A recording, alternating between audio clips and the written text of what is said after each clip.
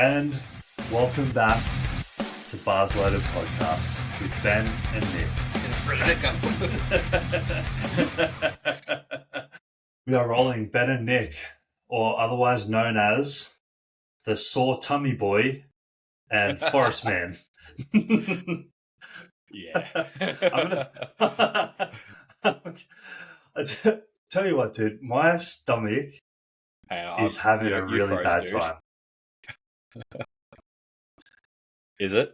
Oh, so you know how I've been on a diet? Well, like I say a diet, but like I've been on a little bit of a like fat loss journey. Like I've entered my weight loss journey, and it's been going really well. Pretty much since I got the news about the arthritis in the knee and everything else that was going on in there. Yeah. One of the big tips that I kept getting from a lot of people was just lose weight and your knee will, have to bear less weight and it'll obviously be nicer on your knee. Mm-hmm. And I resisted it for a little while. And then I just thought, you know what, like they're probably right. If you can't beat them, join them. Can't beat them, join them. So I said, take me through a weight loss journey. And so she has, and I've lost freaking damn near 30 kilos now. Is that how much you're down? Yeah. Fucking hell, dude. Yeah, I know. Yeah, that's a lot. Oh, I know. So I'm down about 28 kilos. And congrats, man. Thanks, bro. But so through that whole time, it's not like I've been restricting, like I haven't been just eating chicken or broccoli or anything, but my food choices have been predominantly clean, in brackets, like clean food. I really don't like that term, and I eat the same stuff very regularly. So, cream of rice, crumpets before training. I always have 2 bacon and egg rolls for breakfast. I have like beef and rice and beans and some vegetables for lunch every day. A liter of milk, and then M kind of rotates our dinner on a weekly basis, but it's always some sort of like meat with vegetables and some carbohydrates in different variations. And then on the weekends, there's 2 nights a week where we have like our date night, which is we usually have like a cheese board with some cured meats and stuff like that. So it's not necessarily clean and restrictive, but it's very much the same week to week. And I've gone out before the podcast to get my cream of rice, and there's no berries left. And you can't, if anyone knows, if for all my cream of rice connoisseurs out there, you can't have cream of rice without berries. So I foregoed my cream of rice today and decided to grab the first thing I could see, which was freshly baked Christmas Easter egg cookies that Em has made. So I grabbed 2 of those, and then I was like, I don't know, I'm going to be hungry. This is going to be a pretty long podcast. So I also grabbed 2 little party-sized crunchies and then a liter of milk. And I consumed all of that within about 30 seconds of starting. And now I have a massive tummy ache. No shit. like, dude, I'm not even kidding. It's a proper tummy ache. Like, I want Tums. My tum-tum. Like, I want my Lanta right now. That's how bad my tummy's hurting.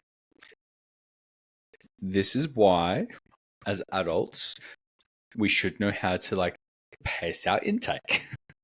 Yeah, I did pace it. I wanted to eat it in 15 seconds. Yeah, the whole thing about, like, pacing your intake is not for it to be a really fast pace. Oh, okay. It's like, controlled. Oh. It's like when you teach people how to lift and you're like, slow down your tempo, you're like dive bombing into a squat right now with how you just consume your food. You're like, ah! Yeah, my tempo is 0, 0, 0, 1. Yeah. Yeah. The 1 was me taking 1 breath at the end. Fucking hell, man. Dude, this is why we can't have nice things. Horrible. Those cookies were so lit, though. Oh, I bet. Oh my gosh. Incredible cookies. How are you feeling? I'm good, man. Very good. Yeah. It's just on the tail end of a little heat wave that we've had down here in Melbourne. So it's been Been 15 degrees. 14. Come on, don't get ahead of yourself. No, I think Saturday was like 38 or 39. Yesterday was like 37 or 38, and then today's been like 35. But obviously, being at a powerlifting comp on Saturday and being in a little warehouse with not much air circulation was interesting. Yeah. Did it get pretty hot in there? Yes. I mean, like, because I run hot anyway. So you're a hot boy. I'm fucking saucy. Dude, imagine, you know how you do run hot. I do know that about you. Imagine if you actually crossed over to the dark side. You'd be a furnace. I already am. Yeah, I know, that's what I mean. It would be so much worse.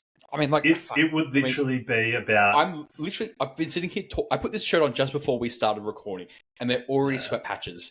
Do you do a fresh shirt before the podcast? Most of the time, yeah. Yeah, I do too. I usually shower and put a fresh shirt on just because I get really stanky in here on Mondays doing check-ins. Yeah.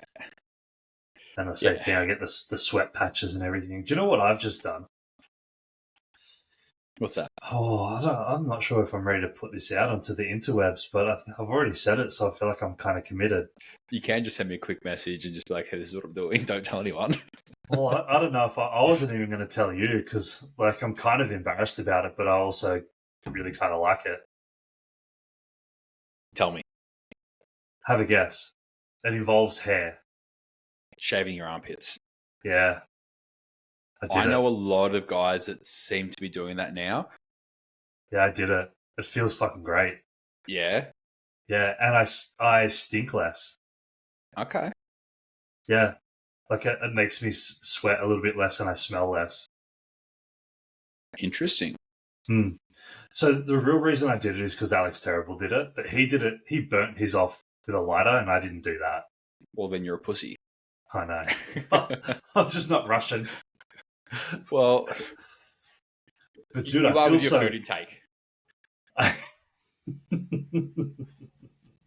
Yeah. Very clever. Very clever. Yeah. I feel so svelte. Ooh. I feel like Michael Phelps. Smooth like a baby's bottom. Yeah, it's kind Stupid of sexy Flanders. Feels like you're wearing nothing at all. That's what it kind of does feel like that. Because I shave my arms and legs. Yeah, I knew that. And so I just was like, you know what? I'm just going to keep on going. See, like the only thing on my body that I shave is like when I trim my beard and shave my balls. Yeah. Do you have like a full ball shave, like a skin chicken? No, I've got like one of like a little handheld trimmers that just goes like real close, so it's not like baby smooth, but it's... You never like cut the sack with that? No, I have a guard on it. Oh, fuck. That's a good... Because I try and do it with my hair trimmers. Sometimes it like cuts, man. So I have to do... There's nothing worse than nicking the old ball sack when you're trying to do a tidy up. So much. Yeah, it does. Fuck, stop bleeding. I have to stand up for like 15 minutes because I don't want it to bleed through my pants onto the lounge. Because we've got a really sandy color lounge, and I'm like, dude, if my balls bleed on that, it's going to be super obvious. Yeah, you'll be in some serious trouble. Yeah. No, I've been doing it recently. I just do it with the actual razor. Yeah, I'm not game enough to go. But I do it every day, so it's not like a big job. Yeah, it's just take 5-second tidy up. It's good to go. Little freshen up. Freshen the old nutsack. If you leave it like a week or two, then it's a big job. Yeah, and especially being 6'6", because I do the arms and the legs every day as well. Just so it's like really quick, and then if I miss a spot, it doesn't really matter because I'm doing it the next day anyway. It's just kind of like always gets kind of fixed up. But when you're 6'6", if you leave it for a week or two, I use the entire hot water. That's how long it takes. Nice. I'm sure M's like super appreciative of that. Yeah, well, she made me start doing it every day, so that didn't happen. She was like, "Don't be a fucking retard. Just do it. Like, take 10 minutes and do it in the shower. It'll be sweet." Yeah, it's good. That's what. I can't believe we started off the podcast with, "Do you have shaved balls? do you have shaved balls?" But to be fair, that is like classic us. Oh man, I think our listeners will be stoked to know what our balls look like. To be honest. Well, I mean, we can leave that to the imagination, but at least they'll know that they're nice and smooth. They're not manicured. That's not manicured. Manicured's for your hands. They're cultivated. They're cultivated. Yeah, well kept. So yeah, how about them old rusted nutsacks? We could do some. We could kind of do some fun questions on the podcast at some point too. Oh, dude, if we go down that route, it's gonna be a fucking shit show. Oh yeah, exactly. Like especially if we did like the whole like anonymous question box as well. Yeah, you get some wild questions in your question box. Yeah, I know, but it's kind of fun as well. It's really entertaining. Do you know who they are? Some of them I'm pretty sure are bots because it's like the same question every week, even if I've answered it. Yeah, okay. A few of the questions, I reckon I know who they are, but you can also just pay to find out who they are. Yeah, I know, but I would never do that. I feel like that's kind of like a really dog move. I've been like, I'm going to ask anonymous questions and allow people to have a bit of anonymity and then pull the rug out from underneath their feet. Be like, I'm going to fucking find out who you are. Yeah. Like, and then it's also like, do you really care enough to find out? The only time I would ever pay to find out who it is if pretty much someone threatened me, my family, or my friends, or put up something on there where I'm like, that's like crossing a fucking line, and I'm essentially going to like report you to police. That's when I would then go, yeah, I'll fucking pay to find out who you are, you scummy piece of shit. But like if someone's just like asking like what my dating life is like, I'm just like either grow a pair and fucking ask me face to face, or just like mind your own fucking business. Yeah, there's some weird people on the internet though, man. No shit. It's a weird place, dude. It's a really weird place. Dude, Em put up a reel the other day of her lunging, like barbell walking lunges, and someone was like, the comment was like, why are you lunging with a fucking bar with like a skull face? And she's like, because it's a great option. It's a great loading option, and my coach gave it to me. And then he's like, yeah, great if you want to increase your chance of injuries. And I'm just like, I had this whole response written up, and then I was like, you know what? Who fucking cares? And I just deleted it. I've got a fun analogy for that one that I'm going to tell you off air because it's a little bit spicy. It's just like, one, who cares? And two, you clearly don't know what you're talking about. So why try and have a say? And like sometimes I think that they just do it just to try and get a reaction. Like they don't actually even mean it. But I reckon as well, because like think about it. Do you get guys that comment on your stuff that say shit like that? No. It's because M's like a like petite, pretty woman. That there are going to be some guys out there that are going to just try and drag her down because they're like, well, fuck her. Some guys that have like some deep-seated like mummy issues that are like, I'm going to fucking just try and tear down women on the internet to try and make myself feel better because I'm a pathetic piece of shit. Dude, speaking of... Oh, fucking go. Speaking of, have you seen? I came across one of the best pages on Instagram the other day, yesterday afternoon. Oh God, I can't. Em sent it to me. Em sent me one of the reels, and then I went and looked at the page. It's some. He's like a strong man, and he's like big and jacked, and he's got a beard, and he does these reels where he'll like play a lifting video, and then go into the comments and make fun of all of the people that are talking shit on the comments. Have you seen that? I think I might know who you're talking about. Yeah. Because Em sent me the one of Jen's deadlift, Jen Smith's deadlift from Pro Raw. I have seen that video, yeah. Yeah, and then he's like, let's look at the comments. And then there's like, oh, I hate to be her spine. But, and then like, her back is like fine. It's like actually a beautiful deadlift. And he just starts like taking the piss out of the people in the comments. I know exactly who you're talking about. It's so good, hey. His page is fantastic. Yeah.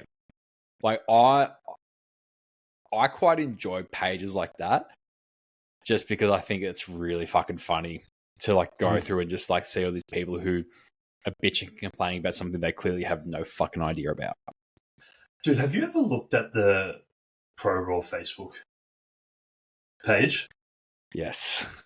Have you gone through the comments? Not in a long time. Oh my god, man. That is I'm gonna bring it up now, because no word of a lie, even to this day, like they'll post something, and if it's their videos get like 300 comments within an hour, and it's just hundreds of random people saying the dumbest shit you could ever imagine. It's absolutely insane. The bench ones get heaps. So I'm going to see if I can scroll back in a timely fashion. Any bench arch ones get so much. Like people say like, oh, they say crazy stuff like that's a shoulder press, not a bench. And you're like, well, actually, it's more of a decline bench than a shoulder press. You're going in the wrong direction, but again, just another emphasis as to why it doesn't matter, because they clearly have no idea what the fuck they're talking about. I see where you're trying to go with it. You're just going in the completely wrong direction. Yeah. The deadlift ones get a fair bit too. The squat ones usually just say they're high. I mean, there's heaps of like squat stuff. I'm just trying to scroll through and trying to find, because I feel like most of the time people don't tend to say much about the guys. Okay, so I'm looking at Jen's 200. Oh, there'll be heaps on that.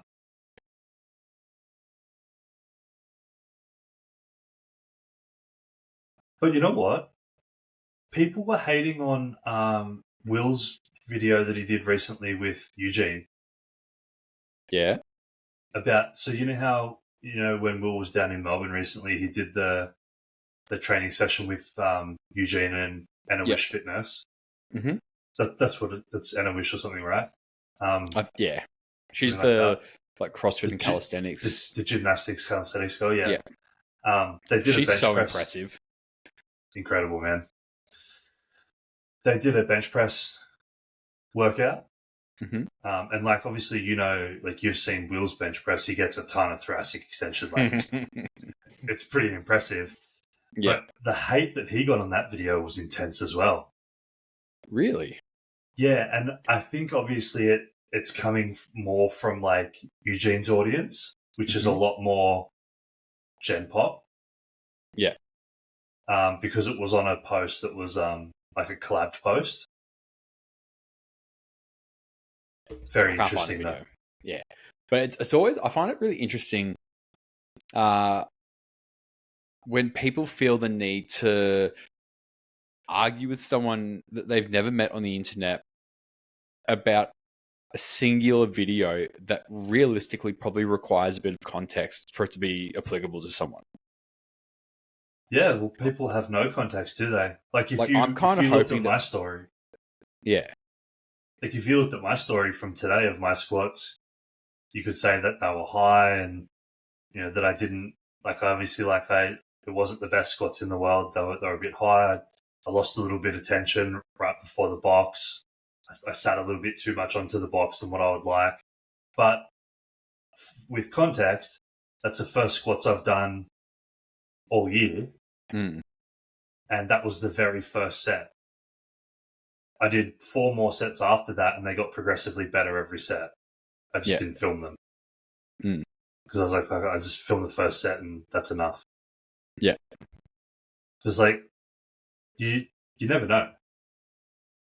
Yeah, but like and who cares? I kind of hope one day that I get a troll.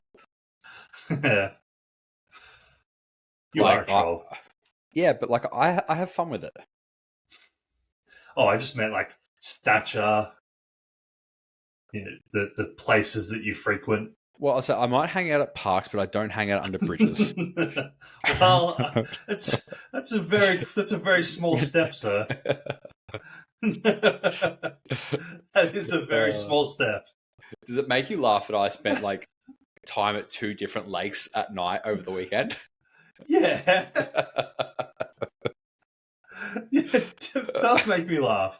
That's why I messaged you and I was like, go inside. What are you doing? It's dark. It's like kids these days will have their parents like, get inside, it's dark outside. The street lights are on, bed. Go inside. Parents will be like, go outside, you've been inside for 3 days, and you're sitting there being, little mother hen to me, being like, go inside, you've been outside for too long. I'm pretty sure I DM'd that to you, didn't I? I was like, dude, what are you doing? Go inside. Yeah, it was after I think it was on like Sunday morning when I posted the photo of the lake from Saturday night where you were like, dude, go inside. Like you've been outside for too long. Was that a rule when you were growing up? When the streetlights on, come home? Like when we were like 10 and shit, yeah, it was like cool. Like when it starts to get dark is when you got to come home. And pretty much if we weren't home by dark, that's when we'd get our asses kicked. Yeah. Yeah, dude, I feel like the world's changed a lot. Since we were kids. It's like back when I was growing up, I'll be 34 this year. Yeah, so pretty similar age. I'm 38 this year, so I feel like we kind of grew up. Around the same. Was very similar. Yeah. I had really protective parents, and I'm the eldest. So I feel like the eldest always kind of gets copped with the most rules until your parents figure out that it's okay, and you don't have to helicopter as much, and that the younger siblings tend to get a little bit more free reign. Dude, I'm a middle child, so don't get me started. Did you have a lot of rules, or did you have a little bit more freedom than your older sibling? So I kind of feel like my brother got to set the precedence quite a lot and then kind of fucked it up for me. And then I feel like my sister got away with fucking everything. Oh, well, my brother's the youngest, and he, no word of lie, he got away with blue murder. Like, even something as simple as, like, when we were in high school, like, we had to catch the train to school, and then it got to a point where, like, our parents were like, yeah, we're not going to drive you to the train station. You can go catch the bus from, like, down the road to get to the train station, then to catch the train to school. And you can obviously do that in reverse and just do your thing. Yeah. So fast forward to like once my brother and I had finished high school, my sister's in school. She's like, "Can I get a lift to school?" And they'd be like, "Yeah, sure, no worries. Just make sure we're ready to leave by 8 o'clock, and we'll be at school on time." I'm like, "This is bullshit." That's brutal. Yeah.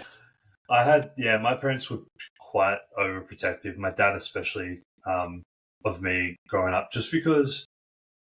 Well, I think just my dad, when he was growing up, he had a younger brother that was. Well, he had a few brothers and sisters, but his sibling that was directly under him was his younger brother, and they were playing out the front of their house one day, and a car came around the corner and knocked his brother off his bike and killed him. Right in front of my dad when they were like 10 years old. Fuck. So growing up, my dad was always like very protective. Like, I need to know where you are all the time. If you're going to go, like, this is what's happening. Yeah. Because obviously, like, there was a bit of trauma there attached to that. Understandably so. Yeah, rightly so. So I would have to beg. Like, we lived, dude. It was like close. It was like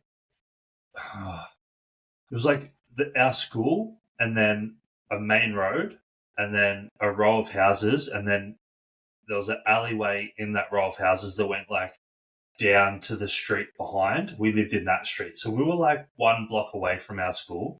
Mm-hmm. And I was like, I just want to ride my bike to school.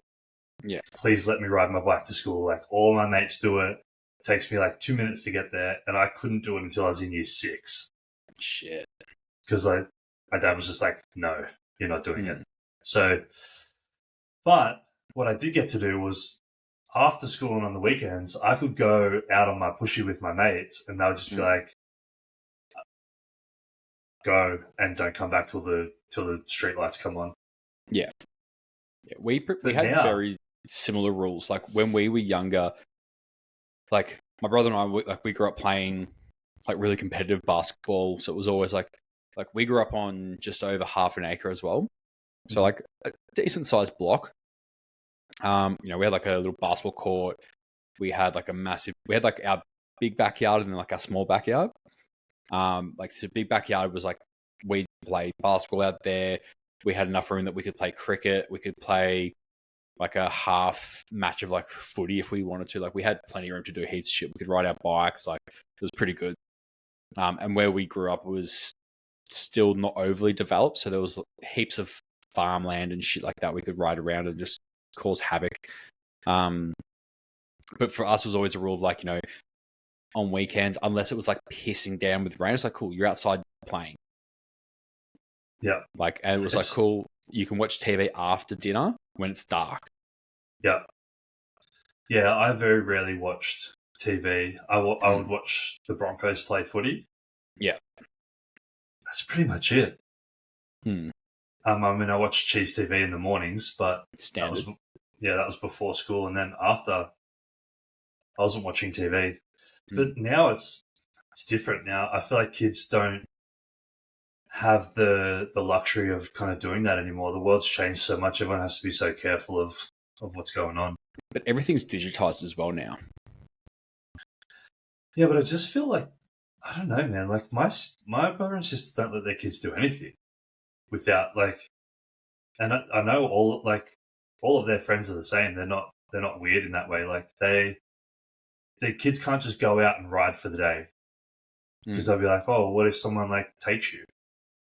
I feel like, though, that would have been a much higher prevalence when we were kids, because like social media and like surveillance wasn't anywhere near as intense as it is now. Whereas I feel like nowadays, if like someone was abducted, I feel like there would be enough camera footage, whether it be like road traffic cameras or like just like the little cameras that just hang out at intersections so that like the traffic controllers can see what's going on. I feel like between all of that, it would be pretty hard for someone to actually be abducted these days, especially in like a city. Yeah, it wouldn't be as easy as what it used to be. But do you think there's more bad people around now?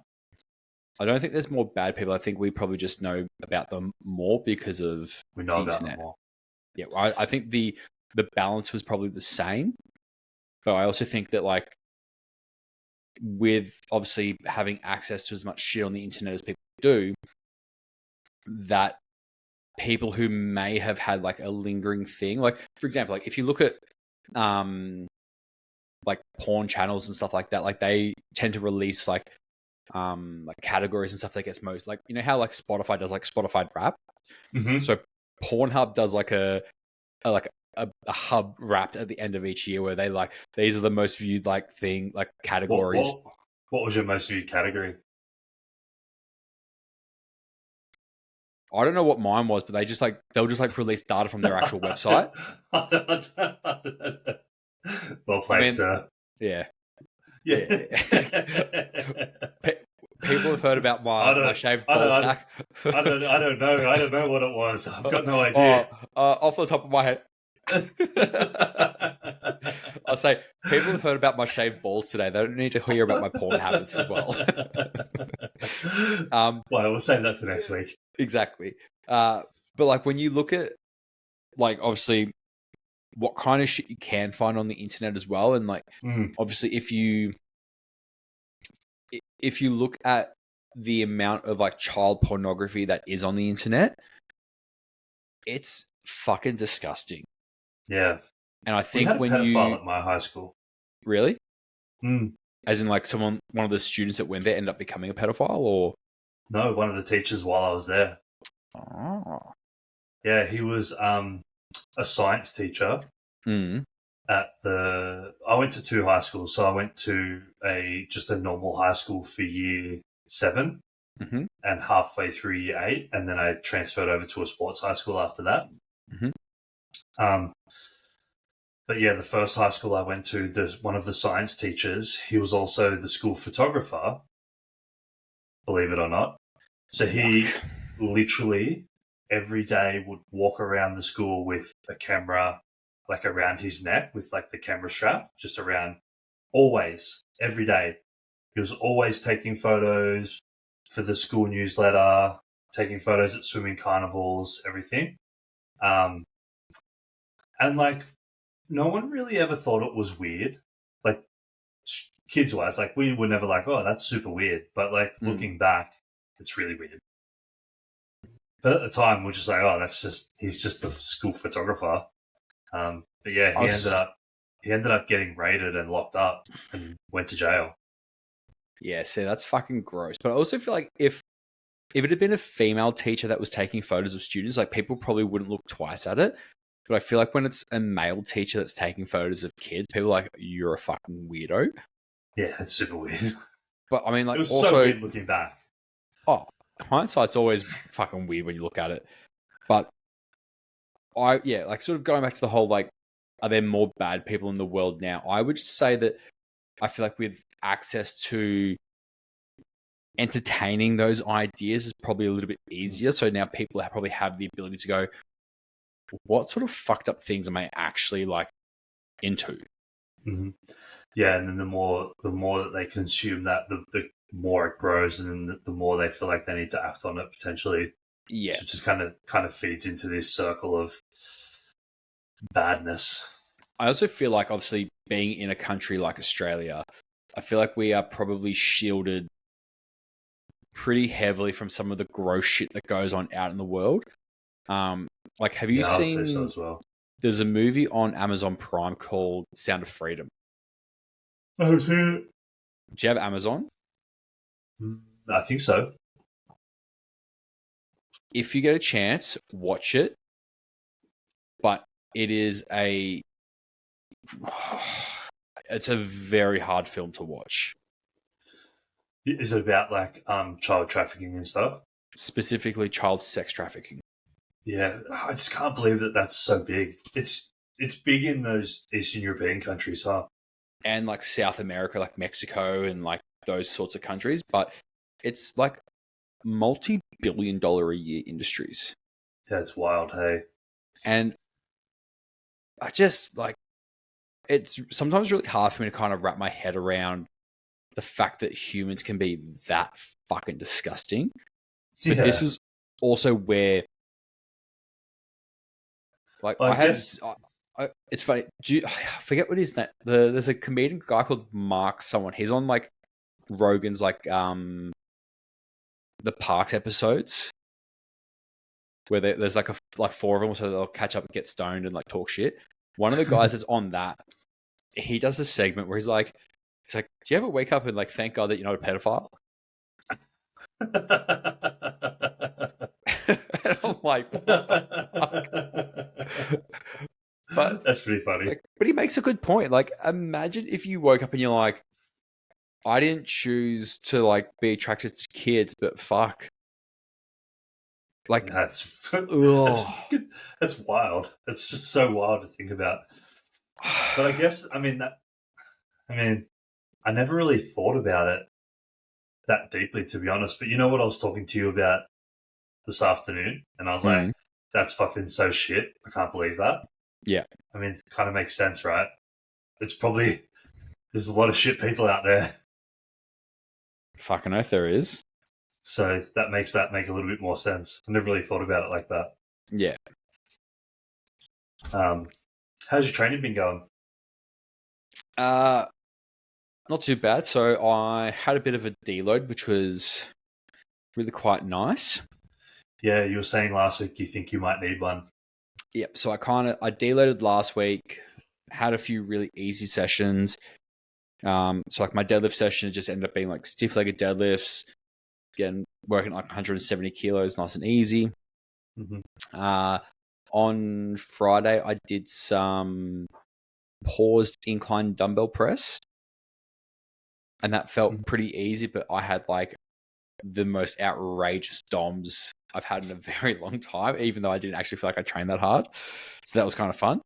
Yeah. And then I probably had one of the better squat sessions on Sunday that I've had in a long time. Yeah, those squats look really nice. So like again, not overly heavy in the grand scheme of things, like literally 50% of my heaviest squat ever. Mm-hmm. But I just think the change in mindset and the intention around the session was like a big win for me. Yeah, and what was the change in the mindset? So the change in the mindset was more so just fucking move in a way that doesn't hurt. Like it doesn't matter what weight is on the bar. Like your objective is just to move without pain. Yeah. And your objective is to move well. So like it was like cool. It could have been 100 kilo squat for all I cared. The first set that I did at 120, I was like, oh God, I'm like, I have to work so hard to hold my position here. But it feels good. Like I can feel my quads working in a nice, even, balanced and succinct way. I can feel my hips are staying really active. I can feel my midsection is doing exactly what I need it to be doing. I'm like, this is the first time that my squats have felt like real squats in a long fucking time. Nice. And then I chucked 140 on there because I was like, yeah, like I can do a little bit more. And I did the first set and I was like, yeah, like I knew I got a little bit lazy on that. Like it was a bit sloppy. You can do a lot better. So I was like, cool, I'll do another set and I just need to really dial in a little bit more and just fine tune it to, do it in a way that was worthy of doing it. So like obviously like did it all beltless. It was still kind of tempo-ish with pause. And just sort of trying to get into the habit of being like, yep, like I'm gonna find position and I'm gonna nail position. And again, like I woke up today and I'm like, yeah, my adductors are pretty sore and my glutes are pretty sore, and I squatted 140 for fives. That's Yeah, but I feel like the weight will increase really quicker than what I'm you think on hoping that those. I get the weight increase that I should be able to get. But I think the big thing for me in this block is going to be more so around setting up future blocks. So I don't think I'm going to try and push it that hard. I think I'm probably just like, so I went like 120 and then 2 sets at 140 in week one. I think I'm just going to go like 125, 145, 130, 150, 135, 155, and like, cool, that's done. Yep. That's exactly what I'd do.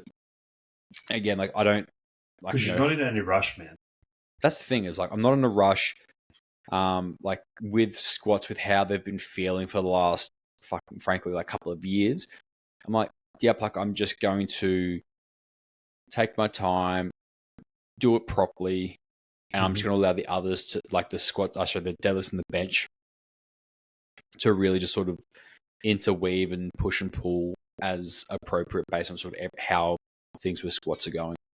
Yeah, I think that's a beautiful thing about not being in a comp prep and not having a timeline is you can literally just take all the time in the world if you want to. Yeah, like there's really no rush. I mean, obviously you want to get it up there just because you enjoy it and you like it and there's great benefits from it, but it's at the same time it's like, at what cost? Yeah, like I just don't want to fall back into the habit of being in a position where it's like, yeah, I'm a little bit sore, I'm a little bit tight and a little bit, in pain, and just try and push it for the sake of satisfying my ego. and end up back in the same position in 6 weeks' time because I tried to push it too hard too quick. Yeah. Again, like how often do we see people that get injured and then they try and come back too quickly and they get injured again, but worse? I think I would rather take the time, like, yep, cool.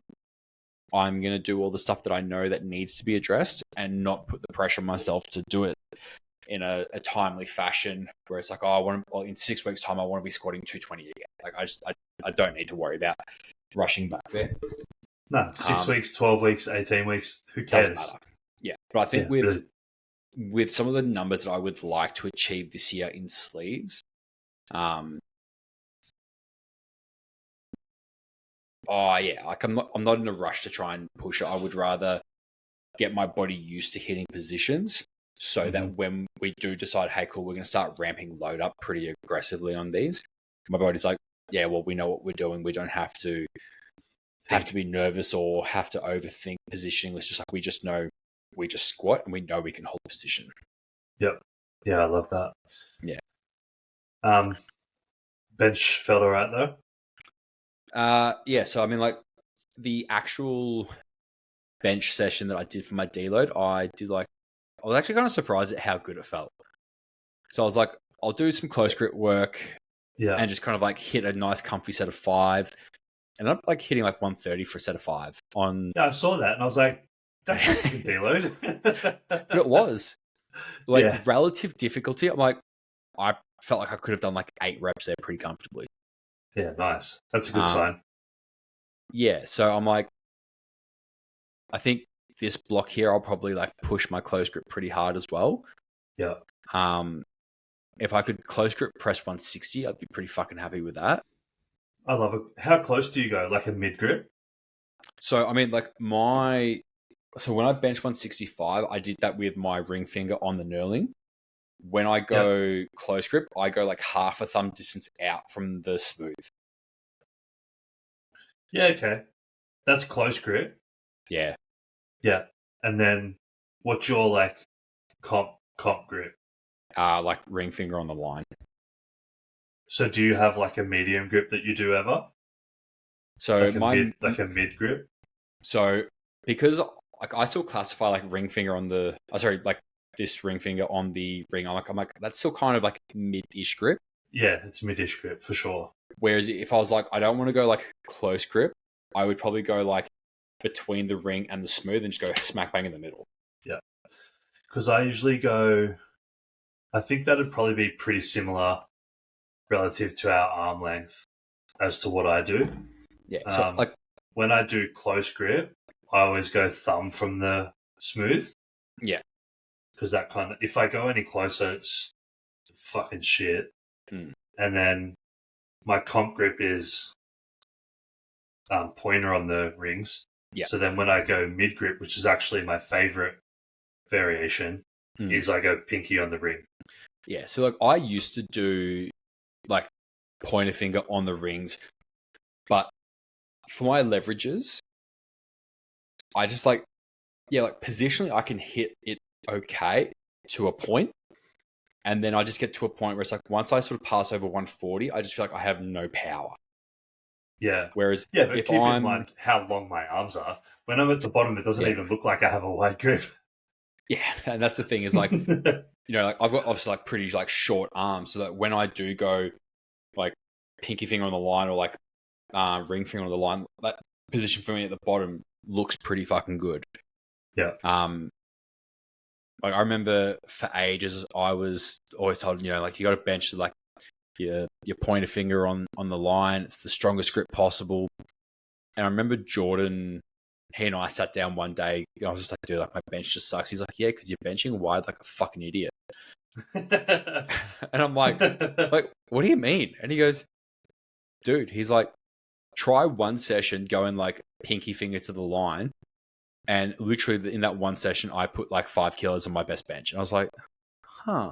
So then I messaged my coach and I was like, hey, look, I did like a slightly closer grip for my bench. Do you reckon we could maybe have that as my comp grip because it feels a lot better? And the response was pretty much, no, this is the strongest grip you can use. We're going to keep doing this. I had this conversation with someone the other day this exact conversation, Mm. and that someone is a coach. Yep. And I was just saying, like, it wasn't about any one person in particular. It was just about bench grip, Mm-hmm. you know, on the whole. Yeah. And I was just like, yeah, obviously, like, your grip is going to be determined by a lot of things, and one of them is the control that you have over your scapulars and being able to hold that position. And for most people, jumping straight to a comp with grip as wide as possible is probably not going to be the best answer. Mm-hmm. It's probably going to have to be a matter of starting closer so that they have more control over the position, and the load is closer to the center mass, and then they can start to move out as they gain control over that. Yeah. And the response that I got back was no. Go as wide as possible from day one, and they will learn to control it.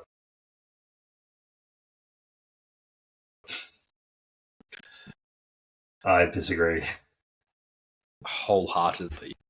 Yeah, I disagree with that. So it was a fine, it wasn't an argument. It was just a conversation with a coach that I actually really respect. So it was just interesting to hear two completely different points of view. And I didn't say like you're wrong, because I don't think anyone's right or wrong. I really believe in my way, and he really believes in his way, and that's what it is. Yeah. Like, I had a client that I used to work with a couple of years ago, and when she first came in, I was like, you are probably going to benefit from sumo deadlifts, a wide grip bench press, and like a moderately wide squat stance, just because of your leverages and how you move. Mm-hmm. But I was like, you're still going to do conventional deadlifts. You're still going to do a mid grip bench press, and you're still going to do a moderate, like a, shoulderish width squat. And I remember we had been doing this for weeks and weeks and weeks and weeks and weeks and weeks and weeks and weeks. And one day she goes to me, she's like, can I try a wide grip bench? And I was like, you can, but as far as like a standard of movement for us, not quite yet as a permanent thing. And she was like, why? And I said, well, when you go out that wide, there is a lot more requirements in terms of like movement, stability, and a few other bits and pieces that, frankly, with how new you are to this, we haven't built that capacity yet. Mm-hmm. We may be able to look at that purely as an expression, but as far as developing like baseline and fundamentals around movement, we've still got work to do. Mm-hmm. So we did it. She hit a PB on her bench straight away. She's like, oh, but it felt so good. I'm like, I know it did. And that's because of the work that we've done up until this point. Mm-hmm. What we're going to do, we're going to filter in. So I'm going to get you to do the work that I want you to do in the way that I want you to do. And then I'm going to give you accessory work of the grip that you say feels amazing to build some understanding there. But it's all going to be like really light, really easy. It's practice. Mm-hmm. And that was kind of how we transitioned her into more comp specific stuff.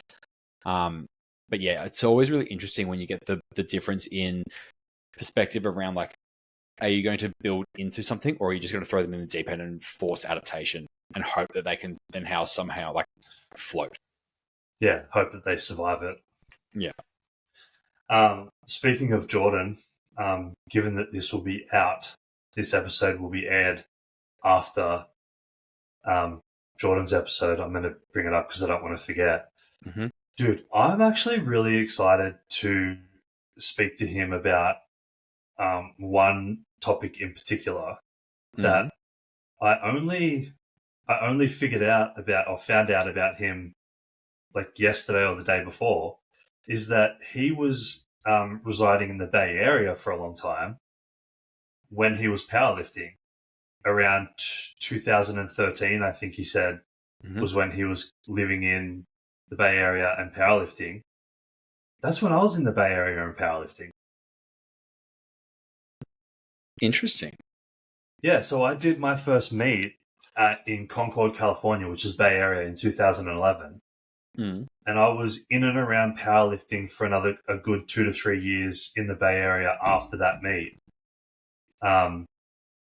So, and powerlifting is not a big scene, as you know. So like Bay Area powerlifting would kind of like be equivalent of saying like Melbourne powerlifting.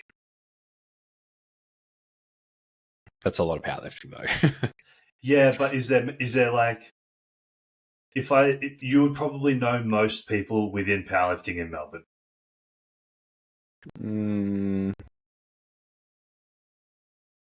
There's still a lot of people I don't know. Of course, but I think if I'm like, when you see people at comps, if they've been around to more than one comp, you tend to know faces. I'd be interested in. I'm interested in just being like, bro, like we may have crossed paths in fucking 2013. It's a very good chance. Just in a gym at a powerlifting meet of all places. Yeah. Which is pretty wild to think about. That's a long time ago. Yeah, it's like 13 years ago. Yeah, I didn't realize that he was in the Bay Area. So I think that'd be cool to bring up. I think so too. I'm so pumped to have him on, though, man. Like, yeah, me too. What's up? Yeah. Yeah, so that's going to be... Everyone that's listening to this will probably already have heard that episode, so it'd be cool to get some feedback. And if you haven't, go listen to it. Yeah, go listen to it, because you definitely want to hear that man speak. Yeah, if you want your head to hurt. Yeah. If you want to feel like the most fucking basic human on the planet, listen to him speak for 10 minutes. Yeah, you'll be like, oh my God, I know absolutely nothing. What have I been doing with my entire life? The first time I heard him speak, I was like, why don't I know words? I just love how like eloquent he is. Like, he obviously knows his topics incredibly well, but just the way in which he articulates himself, it is... it's good. It's so good. I like how he's able to really like go between a very science biomechanic based topic and speaking like anatomical terms at a very high level, and then he'll just throw in like, oh, when I was in Windsor, my client who's dead now got stabbed 3 weekends in a row in the forearm. And I'm like, dude, how did you get that in here? Yeah. Or he'll like throw in like a Simpsons quote from like the mid-90s. And it's like, I see you. Yeah, how did you get that into here? That's well done. Applause. Yeah, it's good. So I'm keen to talk about some Bay Area powerlifting. Nice. But yeah, super interesting. Yeah. I squatted today. How'd it feel? Tell me more. Well, I will tell you more. I'll tell you what. Last week, I had a somewhat of an identity crisis. Okay. I like cracked the shits in 2 of my 4 training sessions because I was just sick of it. And I was like, I'm fucking so sick of just coming in and doing machines. I don't even like bodybuilding, and I'm training like a bodybuilder, and I just wasn't enjoying it. But obviously it was there. I was doing it for a purpose, and it served its purpose. Like, my shoulder's fantastic. I can put it literally, like, look at that. I don't know if you can see that, but like, dude, I have no pain there. That is right up above my head. And my knee feels great. Everything's feeling really good. So I was like, I think it's probably time to transition a little bit. Yep. Still keep a lot of the stuff in that's making me feel good, but then add some of the things in that I really enjoy doing that's going to start to push a little bit of the strength side of training that I enjoy. And then some of the explosive stuff as well. So my session today was, I did 5 minutes warm up on the bike just to get things moving, because it was 4:30 a.m. And then I did a little warm up thing, and then I did 2 sets of walking lunges with the kettlebells, and then I did kettlebell swings supersetted with broad jumps with a 40-kilo kettlebell. So that was pretty juicy. I did 12 swings, 3 broad jumps. I did 2 sets of that. Felt really weird to jump, but I enjoyed it. And then I did counterbalanced Cossack squat with 1 foot up on a plate. I did 2 sets of that, and particularly my left adductor, that's the bad knee and the adductor that I tore pre-nationals, that was like lit up from doing those. So that was nice. And then I squatted after that. Okay. So my squats was like, a little bit down in my workout. So I was already a little bit fatigued, but I was also like ready to go, and I was like fired up. So I went straight to 100 kilos on the camber bar. And my plan was just to do 5 sets of 3 at 100, but I did 1 set of 3 at 100, and I was like, that just honestly feels too light. So I put 120 on, and I did my 5 sets of 3 there. The sets got better as they went. I was very happy about that. And they were a little bit high, and they were to a box. And do you know what? I don't give a fuck, because that's just how I'm going to squat now, because I have no reason to squat any other way. That ticks all the boxes that I need, and it was thoroughly enjoyable. We love that. And then after that, I did some landmine beach stance RDLs. Beautiful. 2 sets of leg extension and 2 sets of GHD to failure. Delightful. It was like a 6 session. I got in the car. I was like puffing and sweating. And like Em was kind of like talking to me on the way home. She's really chirpy in the mornings, and I was pretty quiet. You know when you have those training sessions and you have like metal on and things are going well, and you get into a really heightened state, and it's almost like you're on the brink of tipping over into like too much emotion.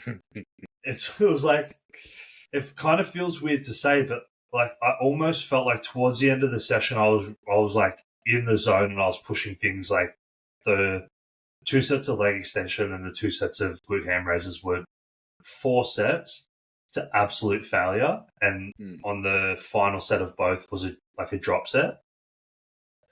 So it was like proper failure. And I felt like I was about to like actually shed tears. I was like really worked up. I was like shaking, and I was like, I feel like I might start crying. That's how like hyped up I was. So the ride home I was just trying to compose myself. And then it's about a 15 minute drive home. Yeah. We got home. I just came and sat in my office for another 15 minutes and just like focusing on my breathing until I calmed down. And then I was like, all right, I'm good. I went and had a shower, made a coffee, and went and sat in the lounge with them for like 10 minutes while she did a post. And I was like, sorry if I was quiet. I was really worked up, and I just needed to calm down. There's been a few times when like I've been at the gym and I've messaged you. I'm like, dude, like, have you ever had those sessions where like you just get so fucking amped up, like you need to calm down post set because you could like run through a fucking brick wall? It was one of those. Yeah. So I had the song that I put on my stories for the squat, Dethrone Bad Omens. I had that on repeat for the whole session. Yes. Now you're speaking my language. Yeah, it's such a great song to train to. Well, it's a great song, just period. But to train to that song, very nice. And you know who JP is? Jordan Peters. Yep. So I'm a huge JP fan. Like I'm not a massive bodybuilding fan. I don't really know a whole lot of bodybuilders or a whole lot about it, but I really like JP, and I follow him fairly closely because he is fucking weapon, man. and he trains hard, like proper hard and really heavy, and he's super strong. But I've listened to a couple of podcasts of his where he's like, yeah, I get so worked up during training sessions that I have to come home and sit in like a dark room for half an hour to 45 minutes after training to bring myself back to a normal regulated state. Yeah. It's pretty intense. I feel like that's intense. Like, But he does that whole low volume, high intensity training where he does it one top set, one back down set. Yeah. And if you watch some of his training videos, the way that he hypes himself up pre-set, it's pretty heightened. So you can imagine it would take a little bit to calm down. Yeah. I always find it really interesting when like emotion drives training so hard. So I was like, when I first moved back to Melbourne last year, emotion got me through a lot of my sessions. I would put on like some sad cowboy music, and I would be like, all of this like grief and anger that I'm feeling is just like, so I would chuck myself on like the pendulum squat. I'm like, cool, I'm going to be on this until I'm going to cry. Yeah. And right now, that's probably very soon. So and let's one just rep in, here we go. But yeah, being able to utilize like emotion to drive training, I think it's like, I mean, you know me, like I'm not the kind of person who's gonna be like, oh my god, training is therapy. Like that's probably like my most despised sentence around like powerlifting is when people are like, this is my therapy. Is that your biggest ick? It would be up there for sure. I'm super curious. You know how you posted that thing on Instagram? Which one? It was like, what's your biggest ick? Or something like that. Like, what's your most like hated term or something? Yeah. And in the video, like of the story that you posted, it was like you were obviously presenting. Yep. And you were like, oh, I hate that term. What was the term? I'm going to tell you off air, because if I say that on here, people are going to know exactly who I'm talking about. And that's not really someone I want to call out publicly yet. I already know what it is. I think I probably already know what it is. Probably. Did you get many good ones? So it was funny. I had someone that like posted that they hate being called like a muscle mummy. But then I had like half a dozen chicks that were like, that is like the greatest compliment I can ever receive. I'm like, so fucking put that in there. It's like when people don't call me a muscle mummy. Yeah, I'd love to be called that. Oh, I wish there was like I feel like the equivalent of like a muscle mummy would be like a density daddy. Fuck yeah! That's a term. Can we be dense daddies? You know what? I'm calling it right now. We are fucking dense daddies. I'm gonna hashtag dense daddy on. Actually, I don't know if I should. I have a pretty funny. So, I don't know. You know that photo I put up of my back after I did like some pull-ups and stuff last week? Yeah. I reckon I'm gonna have to repost that with like hashtag dense daddy. Be careful what you hashtag on Instagram. Oh, I know. So, funny story for you. Yep. As you know, I think I've told you before, I wasn't on Instagram for a really, really, really, really, really long time. Yep. And then I ended up getting Instagram because I had to have an Instagram for the job that I had.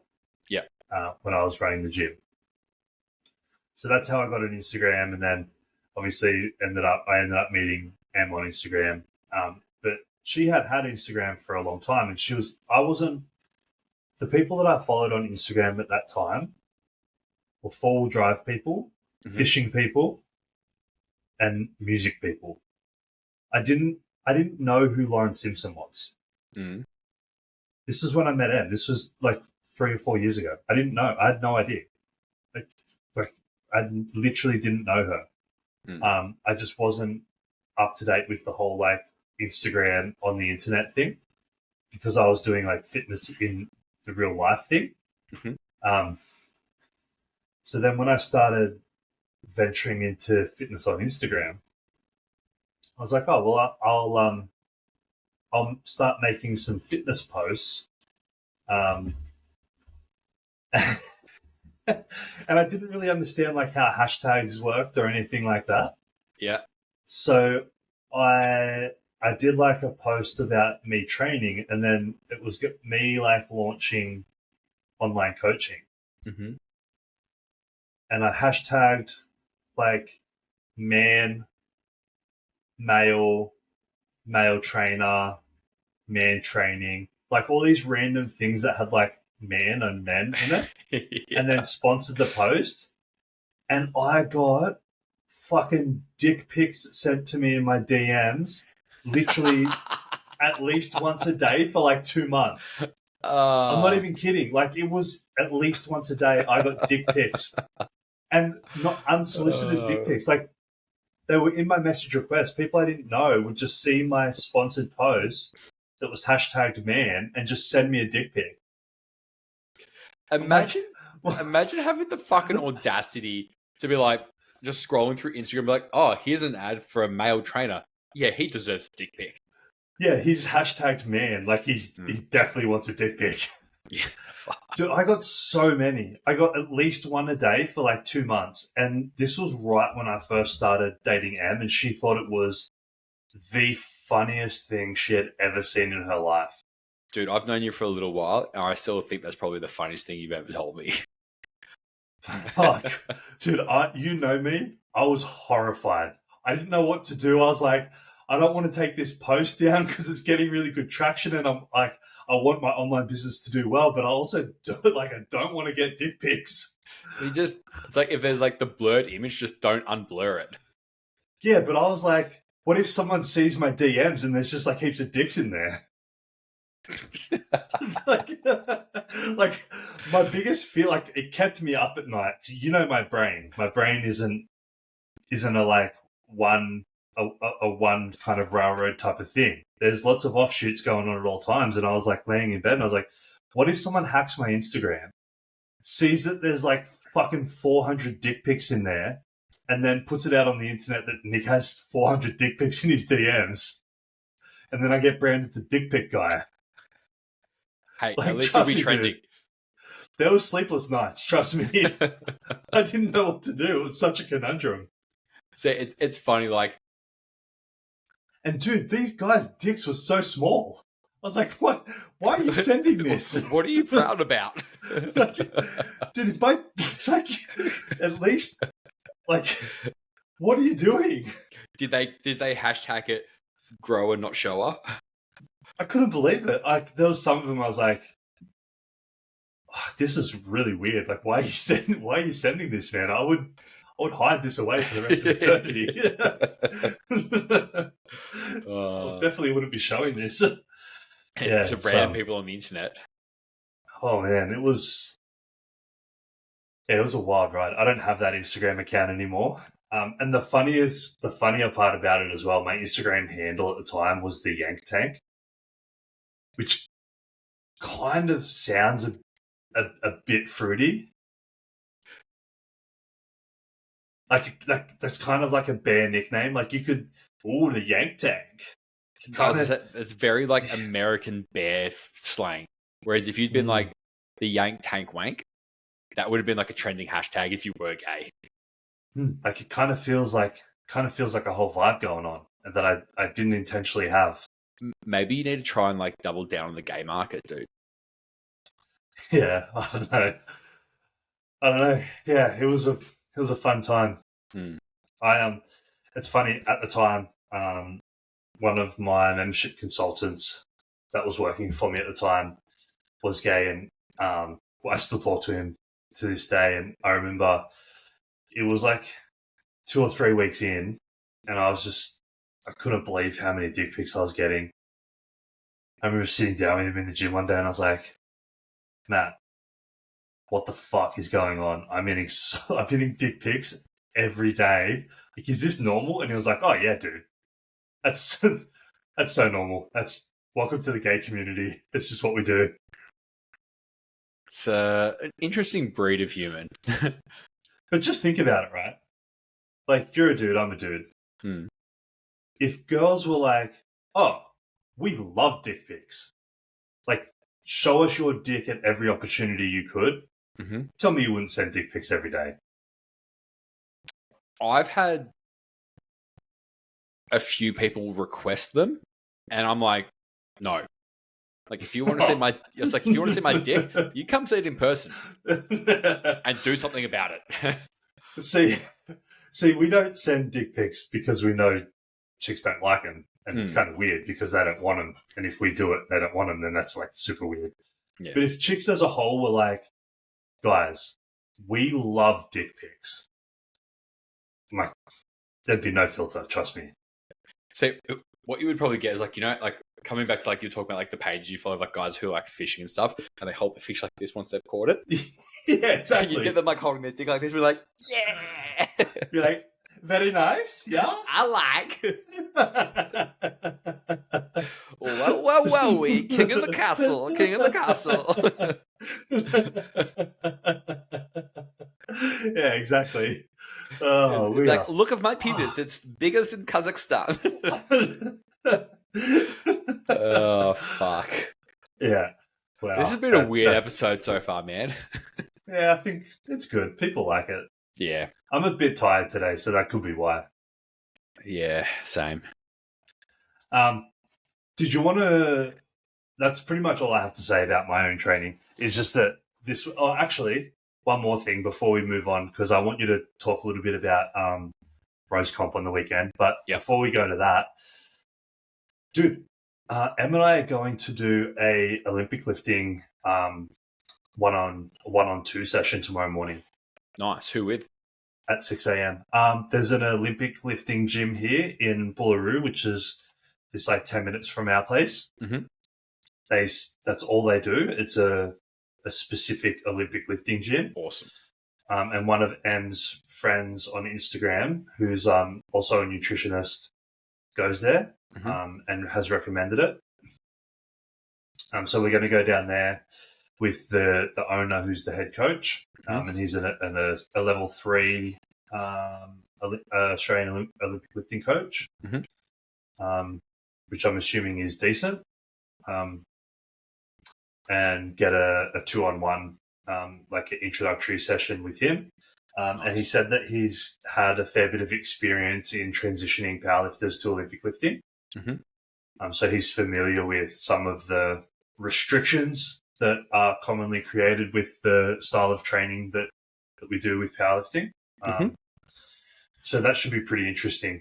Nice. Em's like really like super keen on the idea, which is fun to see her really excited about different styles of training. She's really starting to become a lot more open-minded about that of late. You know, when we first met, it was bikini bodybuilding style of training and literally nothing else.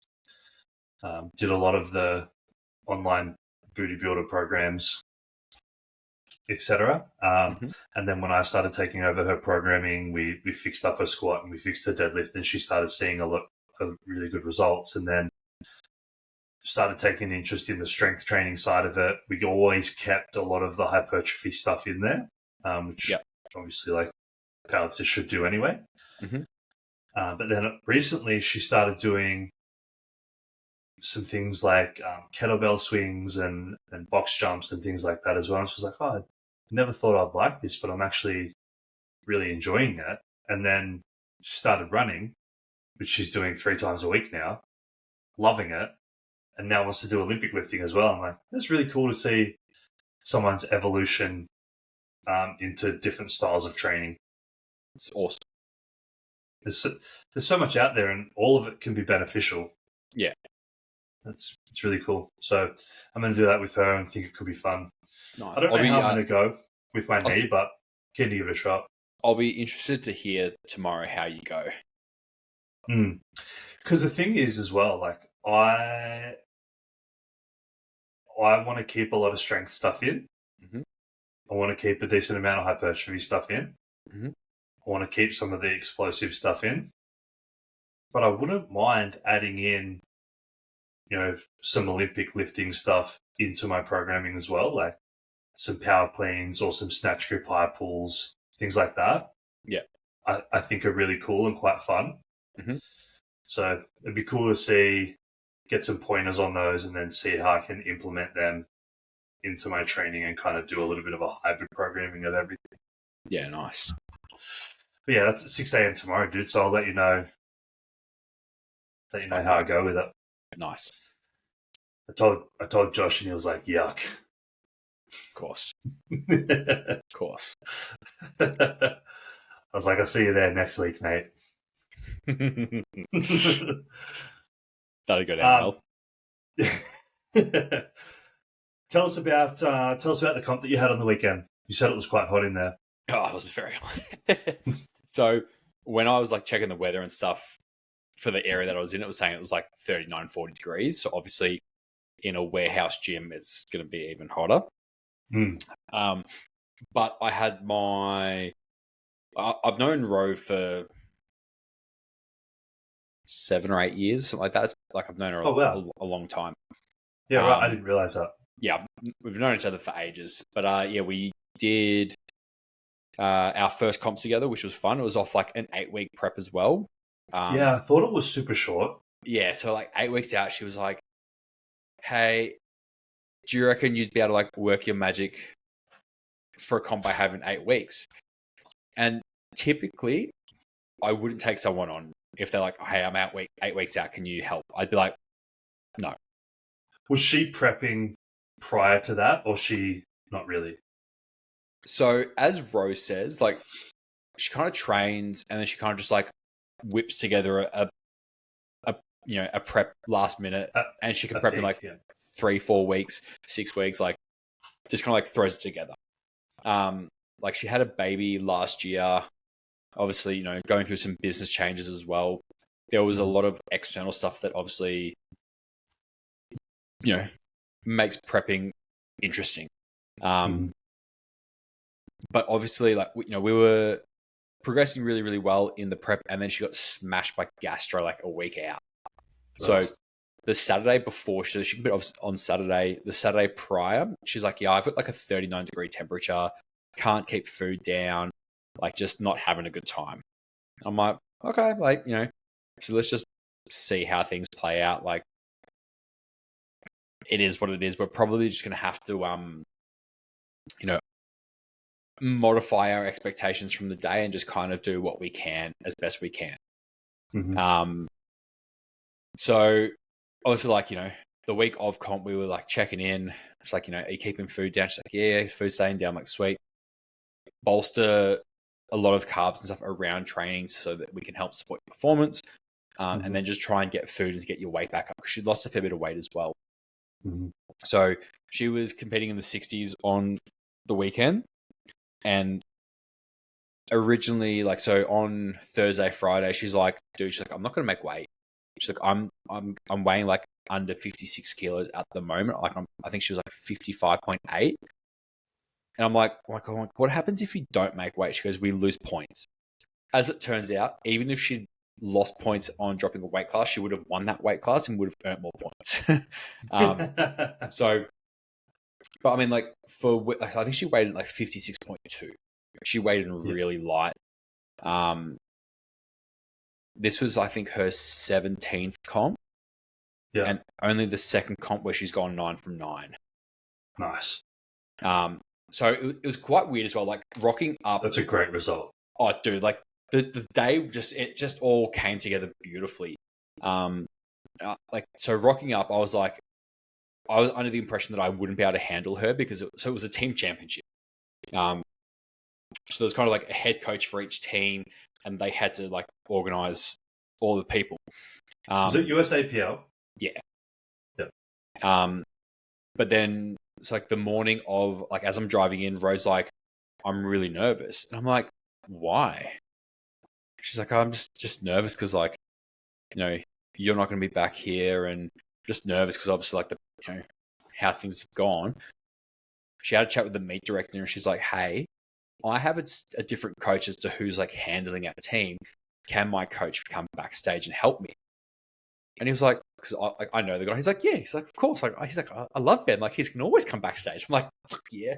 So they put me on the list last minute. So rocked up, went backstage, and as you would know, like the first comp you have with someone can be a little bit of a teething period, just trying to like figure out like what they need on the day.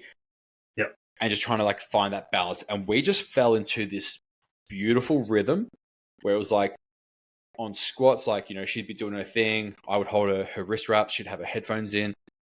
I would hold her wrist wraps out. She'd, you know, put them on. Belt goes on. She hands me the earpods. Off she goes. She does her thing. Rah, rah, rah. Amazing comes off. Earpods back. And we just found the pattern really easily. And I think this is where, with her being an experienced competitor and with me being an experienced comp day handler, the synergy and the balance between the two of them was just fucking awesome. Yep. So the goal for us going into the prep at the start was a 120 squat, a 60 bench, and like a 155 to 160 deadlift. Where we ended up squatting 107, which we probably still had 2.5, maybe 5 kilos in the tank, which again, after her losing as much weight as she had the week before, like we were stoked with that. Hell yeah. And like she went out and she did her opener, and I'm just like, okay. We took 100 for a second, and she probably squatted 100 faster than she did her opener at 92. And I'm like, okay.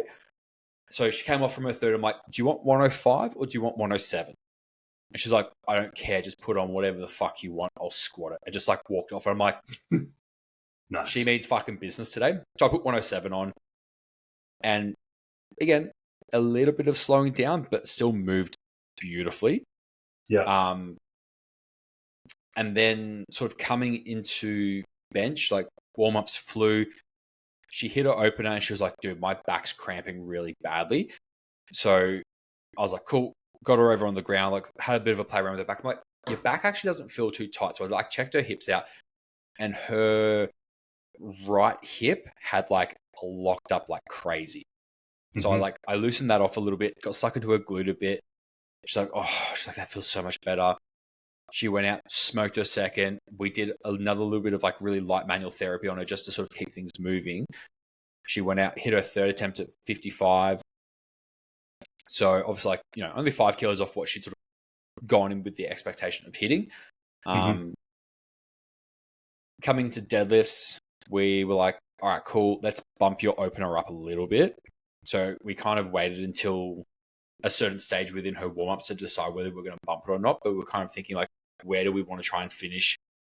And she's like, I'll know once I deadlift 100 where I'm going to roughly fall. I was like, cool. So she did 100. She's like, let's bump my open to 130.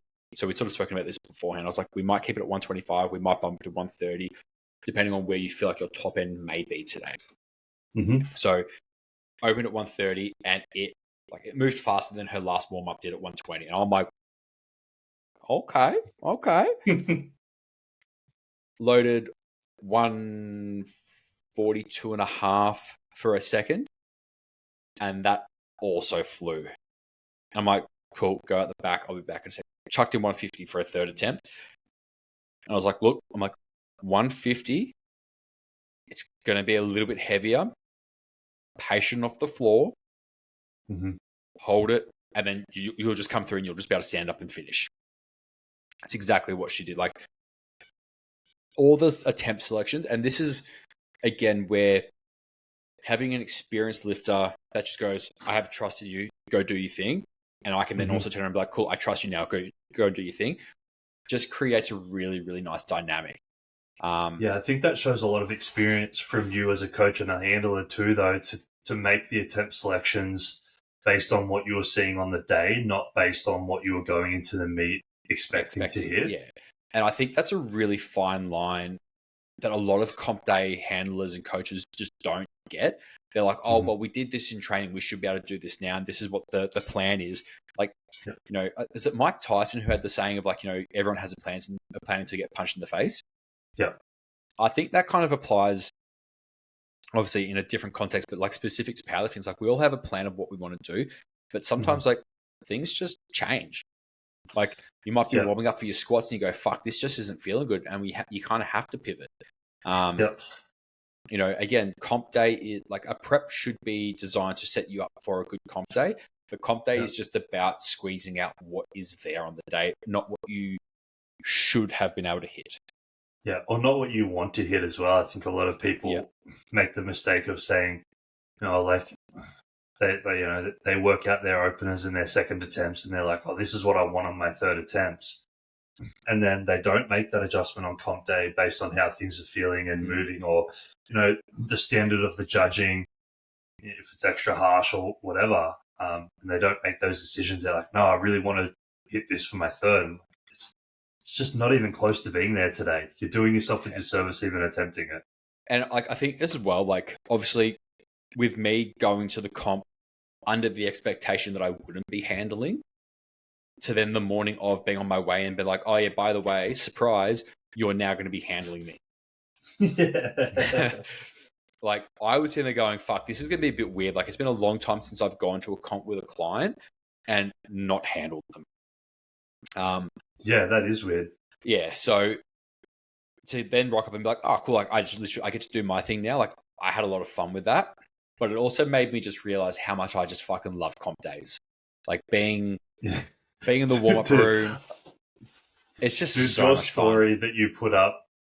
Em and I played it like 15 times and just laughed our heads off every single time. It was just the most random story. It went for about 2 seconds and it was like, "Fuck, I love comp day," and that was it. Yeah. I was laughing so hard. But like, I love it. Like I get jacked up comp on days are the best. caffeine, and I'm just a fucking animal. Yeah, and it's also just it's so rewarding and fun to be there in a support role for your clients, and how hard they've worked all prep, and then to be there and help facilitate them reach the goals that they've set out to. That's what I like about it too. And the energy's always big, and you can kind of you can get into the vibe. Yeah, that comp days as a coach is unrivaled. The best, yeah. So like obviously, the squat we were 12 and a half kilos off the objective. For bench we were 5 kilos off, and for deadlifts we were like between 5 and 10 kilos off. So like in the grand scheme of things, with how it all kind of fit together towards the end of it, like I was very fucking happy with our outcome. We were kind of within 10% of all the numbers that we went there to achieve. So I'm like, you know what, given that we got sick, like I think if she hadn't have gotten sick, I think 115, maybe 117 would have been there.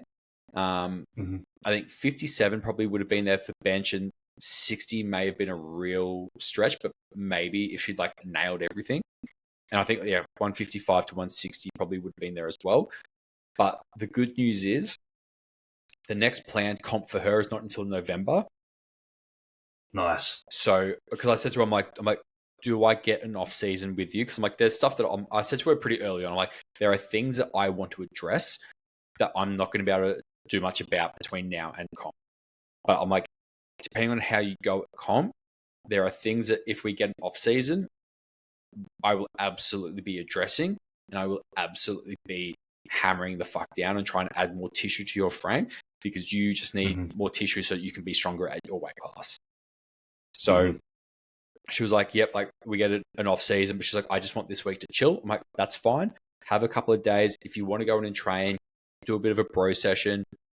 But I'm like, these are the variations of the main lifts that I'm probably going to want to work with moving forward.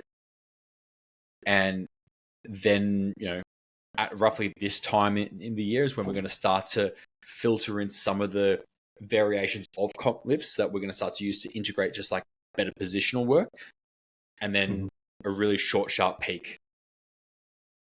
Yep. But fuck me, like I'm very excited to see how she goes in the November comp, because that's a good amount of time. It's a fucking awesome amount of time. Like what, March, then it's like April, May, June, July, August, September, October, November. It's what, 8 months? Yeah, that's beautiful. A long time. Yeah, you can get a lot of work done. Mm-hmm. So, yeah, like I've got some pretty big Good plans for for her. her. Good for you guys not jumping straight back into something so soon as well, and actually taking the time to build.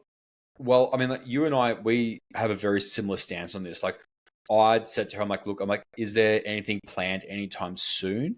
I said, look, the only way I would probably want to do another comp between now and November is if you're doing a token comp in a lighter weight class to qualify for nationals in November, depending on which class you want to do.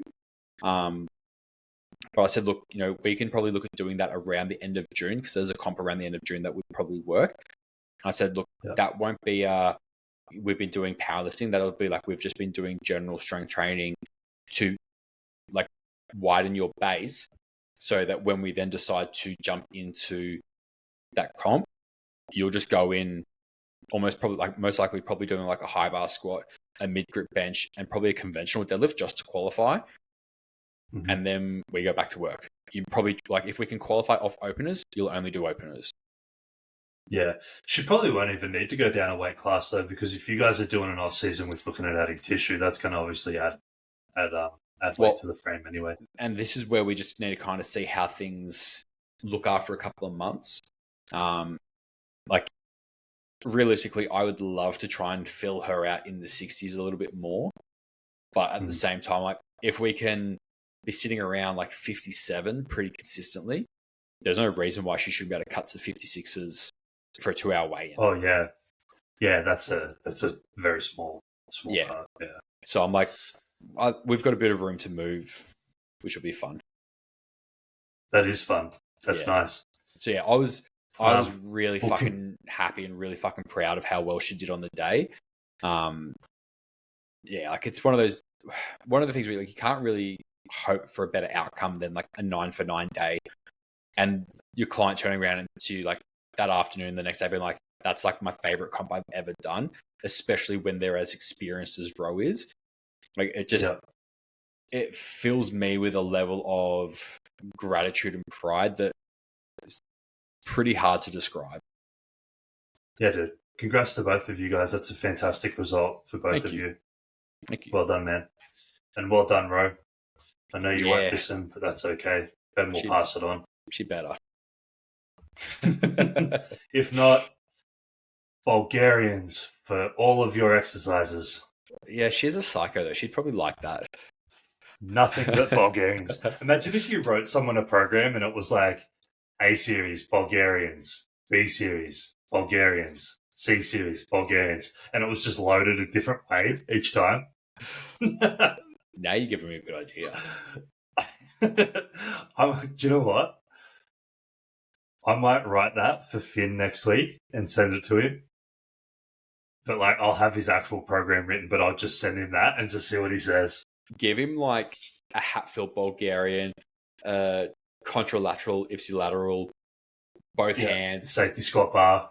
Yeah, and just like I'll give him like 5 different variations of Bulgarians in just like different orders on all days that he has to train. Yeah, and you're like, yeah. Fuck man, he would hate me for that. He'll be so confused.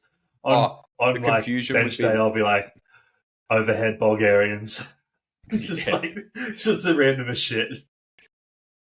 Yeah, oh fuck man, you could have so much fun with that. Be pretty good, hey? Yeah. Cool. Yeah, congrats, guys. That was actually such a sick result. And I know I messaged you on the morning and said, good luck today. And then I was following along, as you were putting stuff up on your stories. And it was, really cool to see it all kind of unfold on the day. And it was a sick result for both of you. Yeah. And I'm really proud of you, man, because it's a really good result to get off of such a short amount of time working with someone. And yeah, it's really good. Yeah. So on that note, like when we do come in for nationals in November, we are going to do something fucking stupid. Where's USAPL Nationals at? Yep. Do they hold many comps outside of Melbourne anymore? I think it's pretty heavy in Melbourne. I think like Melbourne and Tassie, like the two main places. Because they were at Breakthrough for a little while, but they haven't been there for a while. Yeah, so they did Breakthrough in 2022. They did like the Saturday at the Invitational. Yeah, but they haven't done any sanctioned meets since then. Not any of the big meets like that, no. They've done 0 sanctioned meets since then. In New South Wales? At Breakthrough, sorry. Oh, yeah. So I don't know about USAPL though. Yeah, so I mean, like, I know like APU used to be like a lot bigger in New South Wales, whereas down here in Melbourne, like USAPL was kind of like our main tested fed. But it'll be really, yeah, really. Yeah, so APU, because it was obviously like IPF affiliation, seems like be a lot bigger in like New South Wales. Like going to it was big. It's big here. Yeah, yeah, going to like APU Nats in 2022. It was really strange to go there and be like, there's heaps from like Brisbane, there's heaps from New South Wales, and like a small handful of people from Victoria. Yeah, right. But then it's like USAPL is a pretty decent federation from what I've dealt with. The comps all seem to run really, really smoothly, but obviously now with APA coming in, it'll be really interesting to see if people do switch from USAPL to APA purely for the IPF affiliation, so they can't go to Worlds. Yeah. But yeah, it'll be really interesting to see how it all kind of like once all the dust settles from like obviously like APA Nationals finishing on the weekend as well. How there's some really good results at that. Some unbelievable stuff, yeah. Did you? I watched some of the live stream on Sunday night because I had a few people messaging me saying like, you need to turn this on now and watch it. So one of my client Nathan, who's competing this coming weekend. Yep. He's really good mate who he used to train with, and when they did their first comp, they did it together. And then Nathan kind of, I think he got stationed somewhere else and hurt his knee or something, and then had a bit of a break. And then this other guy went and kept training and kept competing, and he's now coached. He trains out of Hunter Performance and is coached by Aiden. So he's in the 105 kilo division, and Nathan was messaging me and was like, you need to turn on this live stream and watch it because I know what's about to happen and it's going to be fucking awesome. And I was like, okay, that's interesting. And he was like, just turn it on and watch it and you won't be disappointed. And then I had another guy as well message me and be like, turn this on because what's about to happen in the 105 class is going to be pretty fucking cool. Yeah. So like, okay, I'll turn it on and have a look. And so this guy, his name's Sam Forsberg. He's in the 105 kilo class. Strong guy. I think he was like 4th or 5th coming into the final deadlift. And they had his deadlift set low. It was at like 330 or something like that for his final attempt. And then right at the very last minute, they changed it to 345 to pull for the win. Which is like, it's a 15 kilo jump. It's pretty big. And 345 is a fucking big deadlift. Yeah, it is. Conventional. Yep. Hook grip conventional. And then dude just like rocks up and pulls it for the win. And everyone was just going nuts because the commentators had just completely like written him off. Like they were literally on the live stream saying, you know, first place is the reigning champ. He's, you know, got it locked up again for another year. This person's in second, is really safe. And then third place is this person. And then everyone seems to be battling for 4th and 5th. And this guy that's coming up now is in 5th place. And he might be able to snag 4th with a really good final pull. And then literally just pulls for the win. It just mogs everyone. I fucking love when people go like, cool, I'm going to pull for the win here. I'm going to put like a 20 kilo PR on the bar and they just nail it. And it's like they come out of nowhere and just absolutely smash the It expectation. was exciting, bro. And that wasn't like a small jump from, oh, I'm in second place, I'm going to pull for the win. Dude was in like fifth.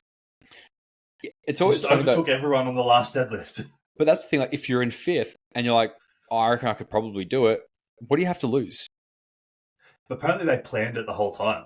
Okay. That was always gonna be his third attempt. Yeah. So it wasn't just like a YOLO yeet. It was like, yeah, this is going to be my third attempt. But they had set it lower to give like some false security to the guys in front. Yeah. So that then they didn't put their third attempts as high as what they potentially could. And then he was like, fuck it, add 15 more kilos. I'm going to just fucking take over everyone.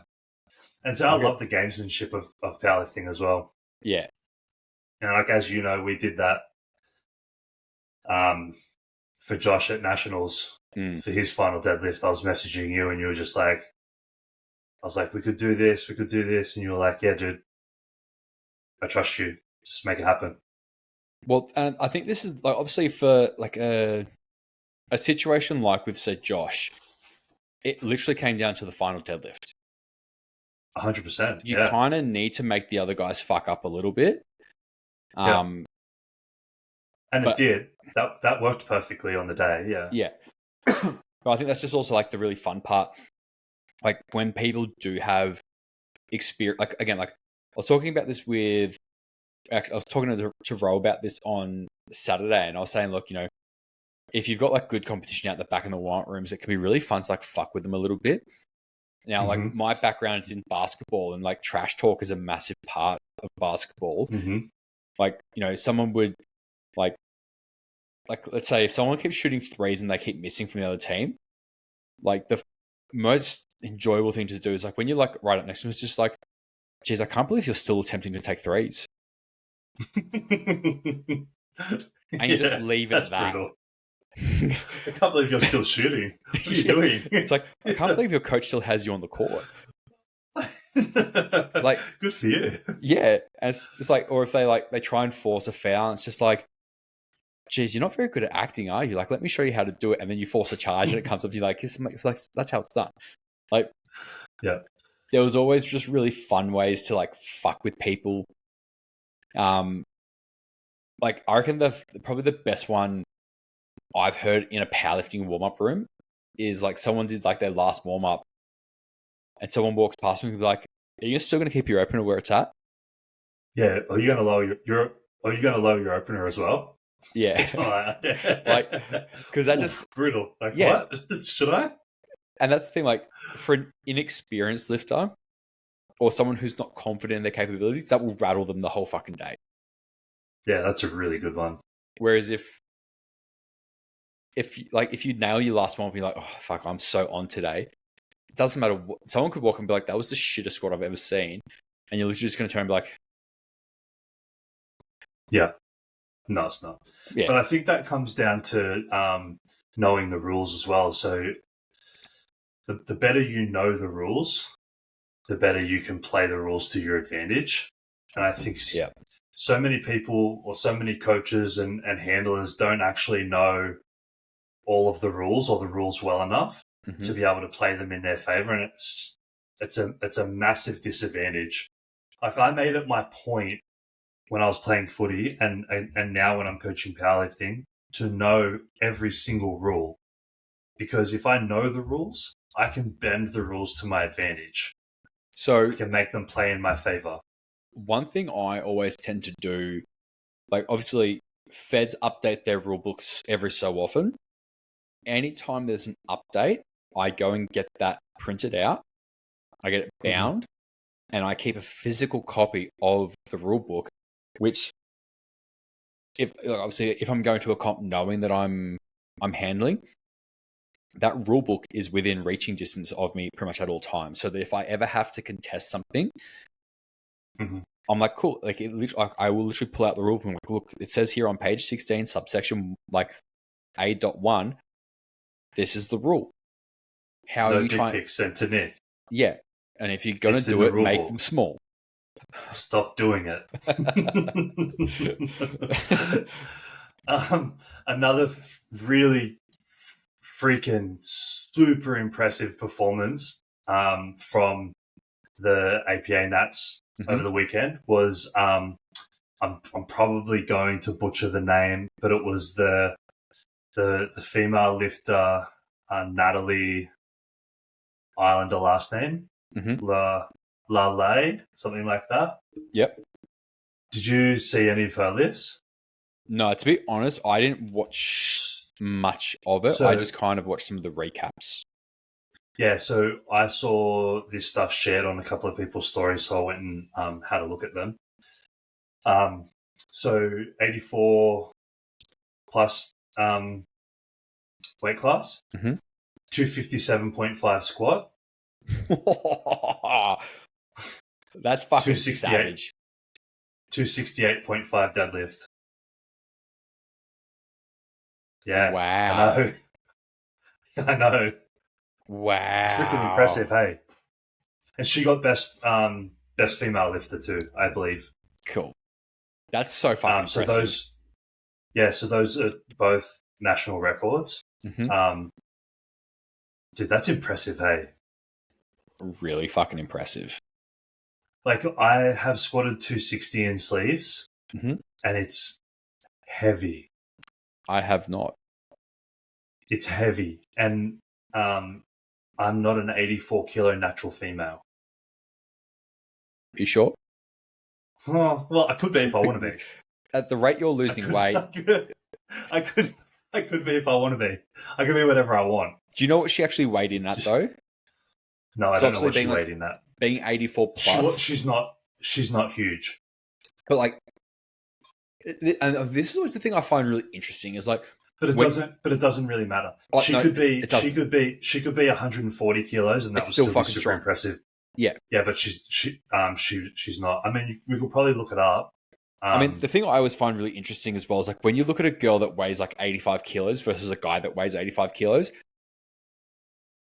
the guys always look just like little manlets, and the girls always look like Amazonian warrior princesses.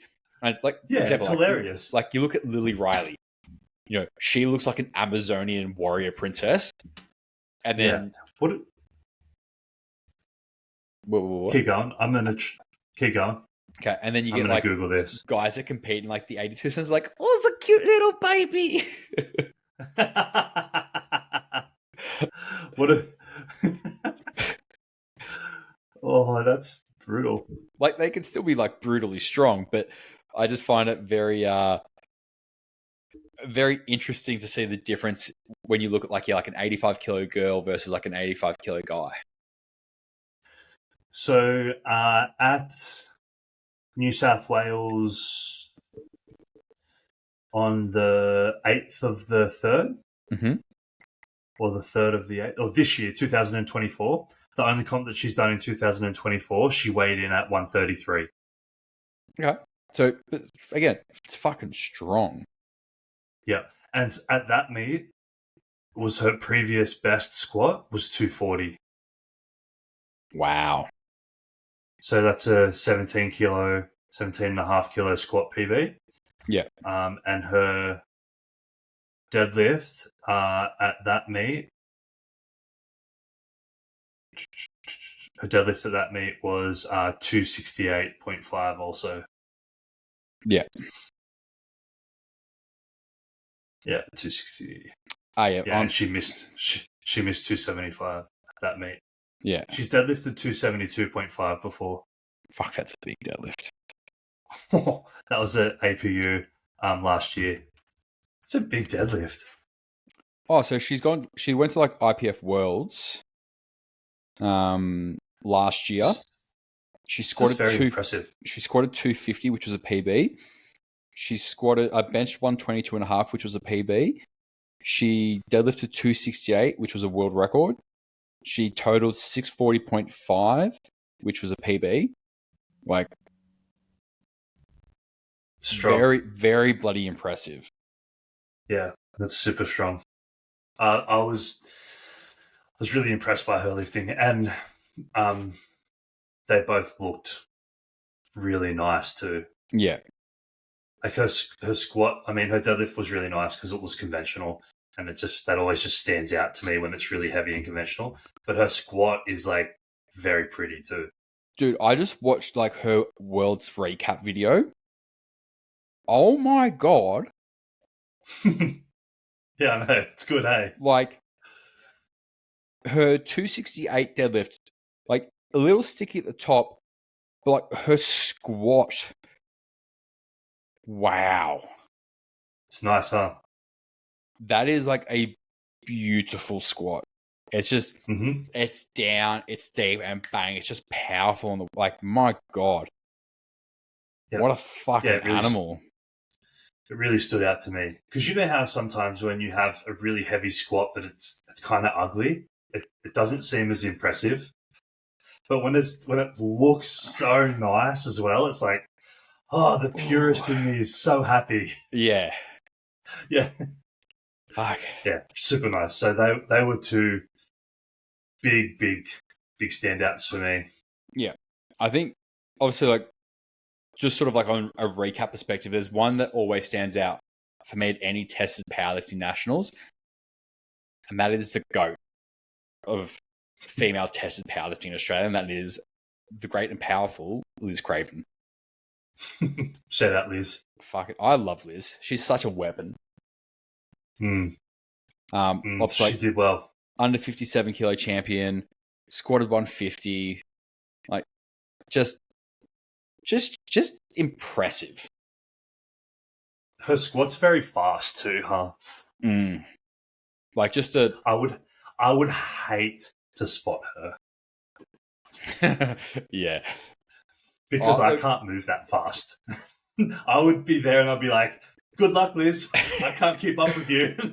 But also, like, for me to say that someone's short,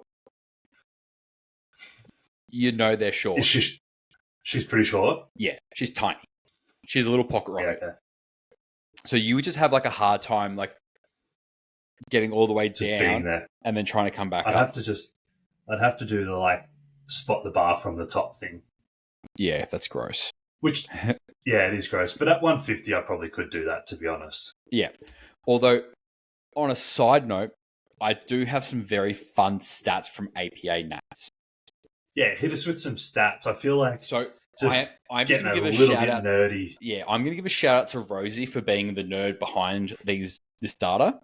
Thanks, Rosie. Yeah, thank you, Rosie. You are making the TISM very happy. So yeah. There were 977 successful attempts across the weekend. The more interesting side of it, though, is the percentage of successful third attempts. So in squats, 72% of the third attempts were successful. In bench, it was only 50%. And in deadlifts, it was 53%. Now, this is where it gets even more fun. So if we're looking at the average percentage of successful third attempts for the first place lifters, for squats, 81%, for bench, 44%, and deadlift, 69%. If we, yeah, nice. Nice. If we compare that to the IPF Classic World 2023 winners, squat was 75% of third attempts made. Bench was also 75%. Deadlifts was 50%. And then the average number of successful attempts for the weekend. So the first place lifters from the weekend, the average number of successful attempts for men was 8. For women, it was 7.3. For the IPF Classics 2023, for men, it was 7.6. For women, it was 8.1. And then for Sheffield this year, for the men, it was 6.7 attempts. And for women, it was 7.8. So obviously, if we are that's an average. Yeah, so an average of made attempts. So obviously, if we're looking at Australia at a national level, the men do a little bit better. But globally, from a international perspective, the women tend to be a little bit more consistent with higher attempt selection or higher successful attempts. Yeah. I think that's really interesting, though, and really highlights kind of where you have to be at if you want to be considered in that elite level.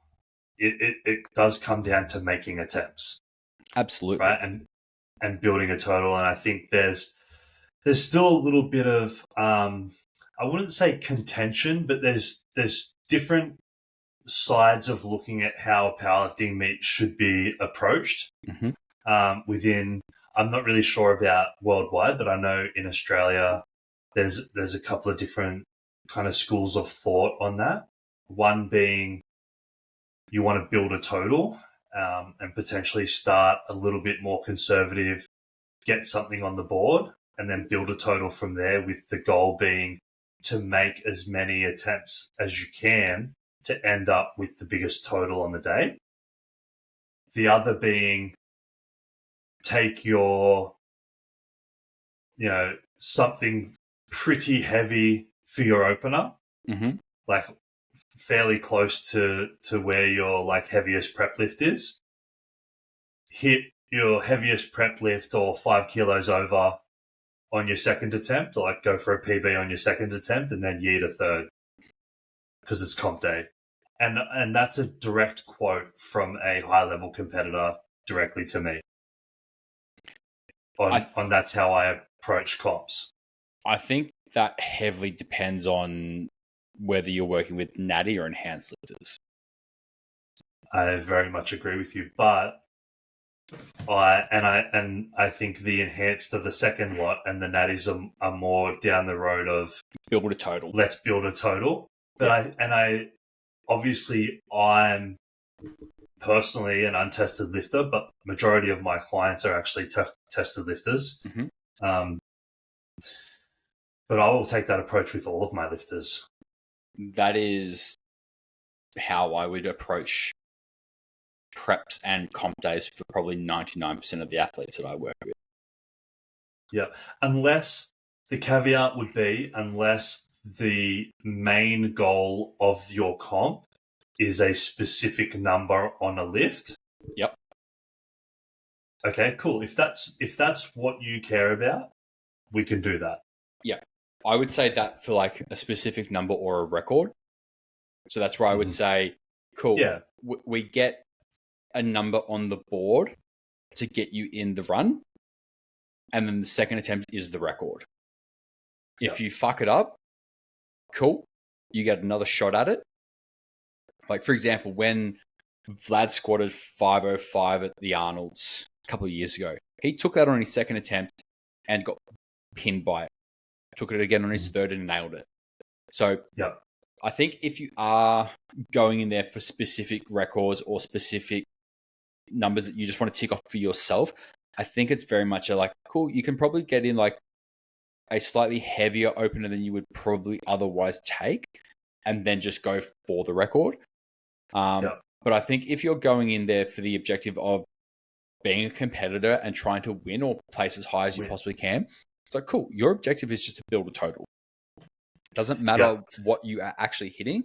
The only, like, I would say your squat and your bench, be concise with your attempt selections so that you can put pressure on people coming into deads. And it's like, cool, you take your opener to get on the board, and you might then chip your second a little bit harder. And then it's like, cool, your third attempt, like if you're in a position to pull for the win, decide. It's like, cool, like what are we here for? Are we here to be okay with fourth place? Or do you want to try for a 10 kilo PR and try and knock the leader off the board and take first? Like, what do you want? Yeah, make that decision then. I think a really good example of this in recent years was Crozier's pro roll last year. Yeah. Do you mean in 2019? No, last year. Okay. His last year's pro roll, where he was coming back off a little bit of time off, and he went 9 for 9. His openers were all very conservative because one of the reasons was he just wanted to kind of get back into competition and feel those openers out and get on the board. But then even if you look at his third attempts, there was probably a little bit more in the tank in at least 2 out of the 3.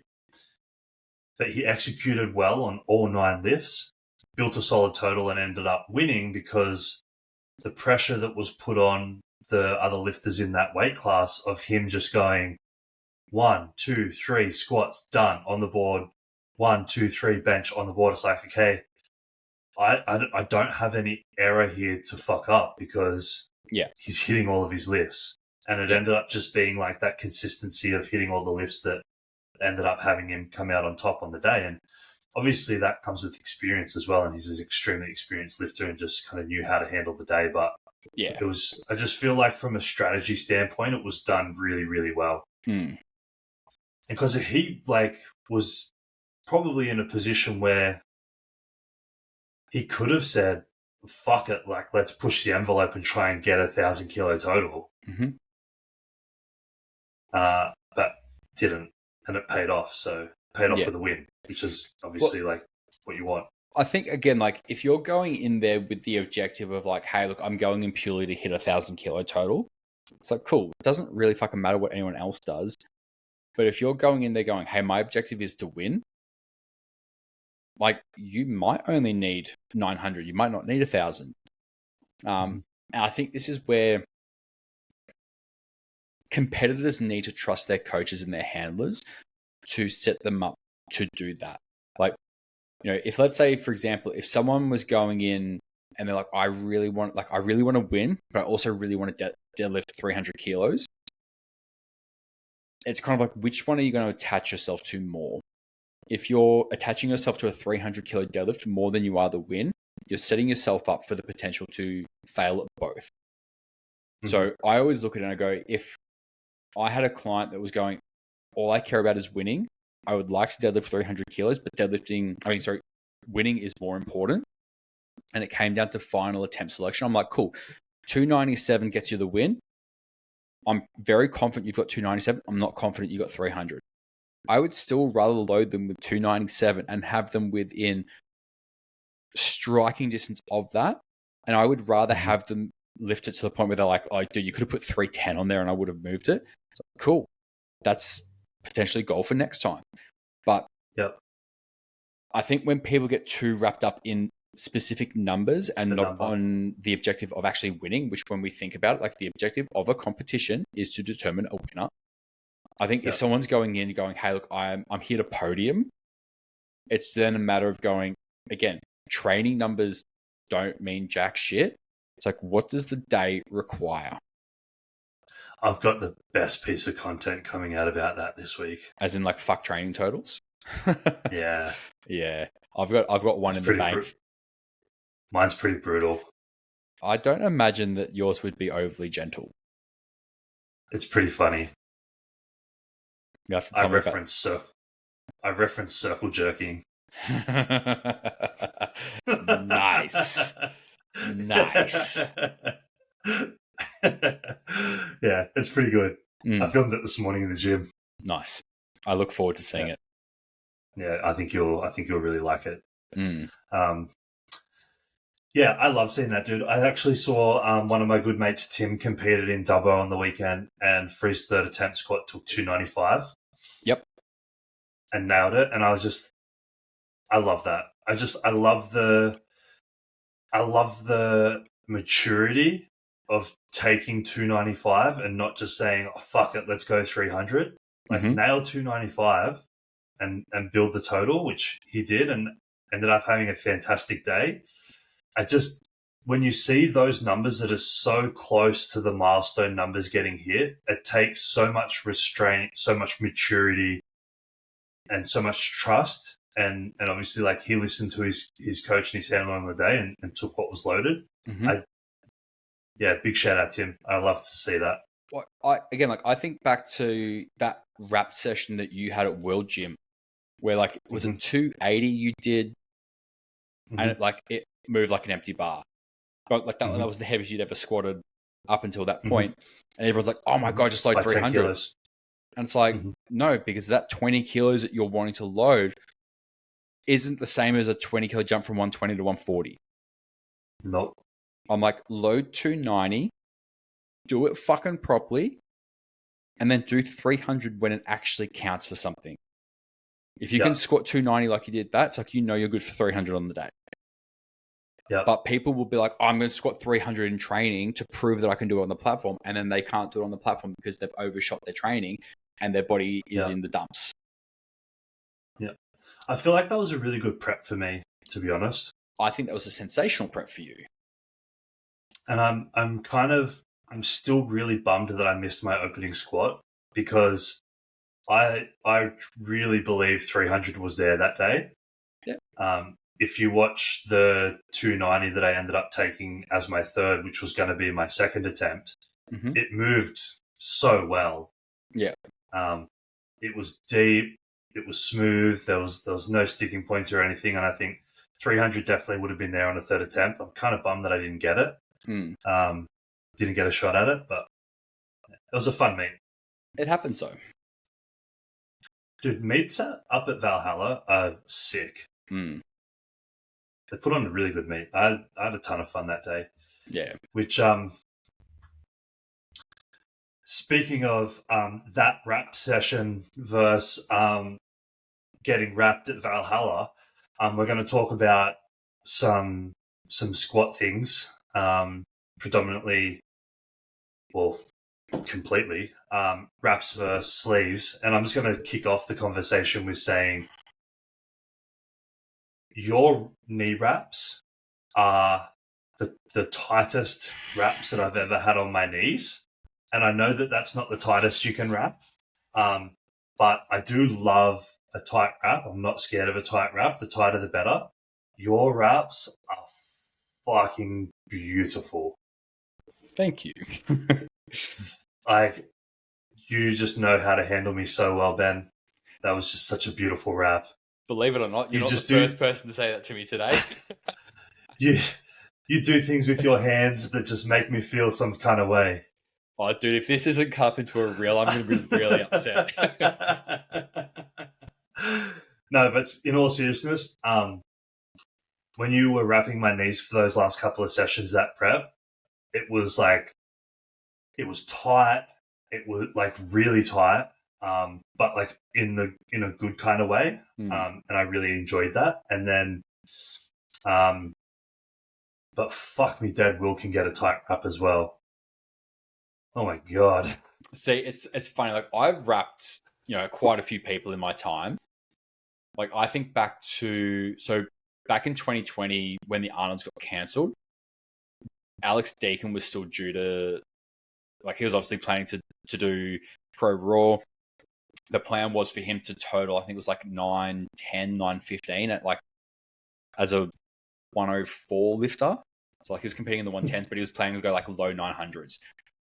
And so we ended up doing like his mock meet anyway, just in place of the Arnolds. He's like, I've done all this work. I want to capitalize on it. So when I wrapped him for his 370, I remember like he was sitting down on the box behind the mono. And I just looked at him and I'm like, dude, I'm going to try and hurt you. This is not going to be fun for you. I'm going to put these on as tight as I physically can. And he's just like, done. But he then went and squatted 370 beautifully. I'll also note that on that day, I wrapped another one of the girls we used to train with, Shanae, and that was the time that she squatted 200 kilos for the first time at like 67 kilos body weight.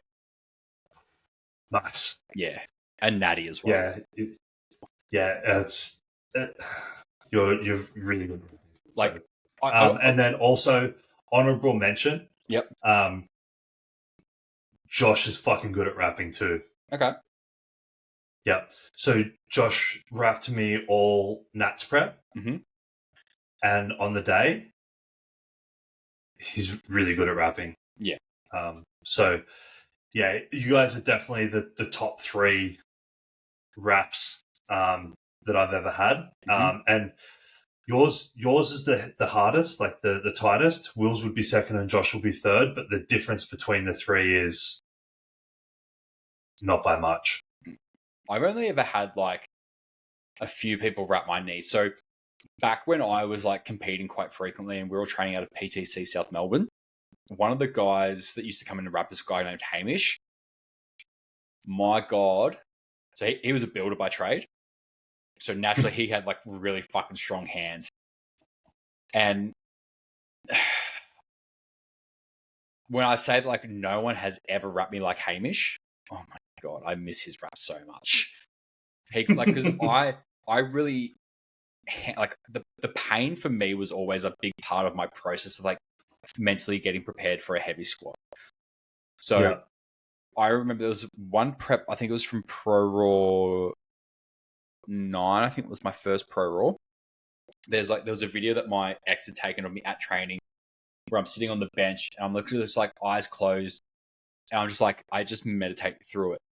And then again, like when you were saying earlier in this conversation tonight, you like grew up watching like Cheese TV before school. Mm-hmm.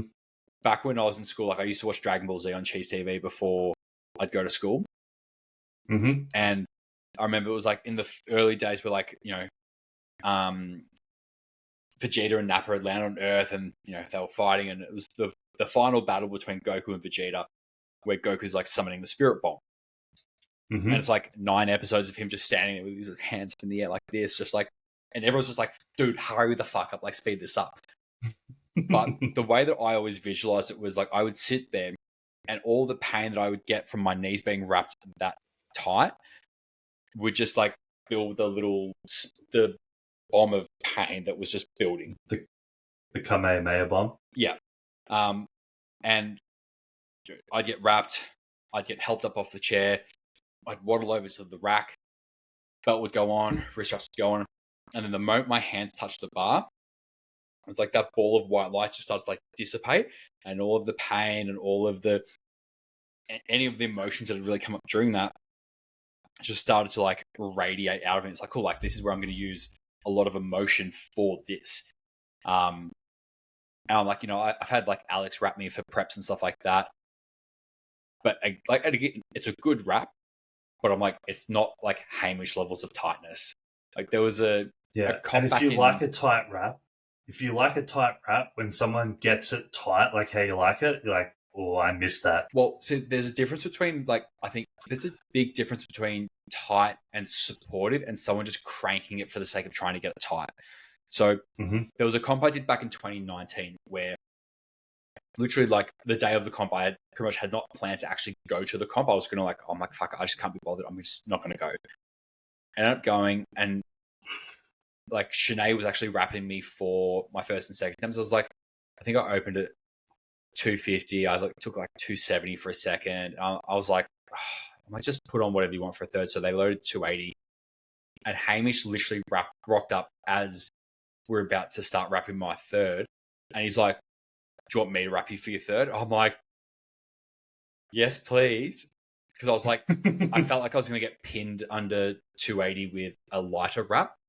Whereas he wrapped it so tight, I'm like, oh my God, like this is literally like someone has just like tickled my freshly shaved ball sack.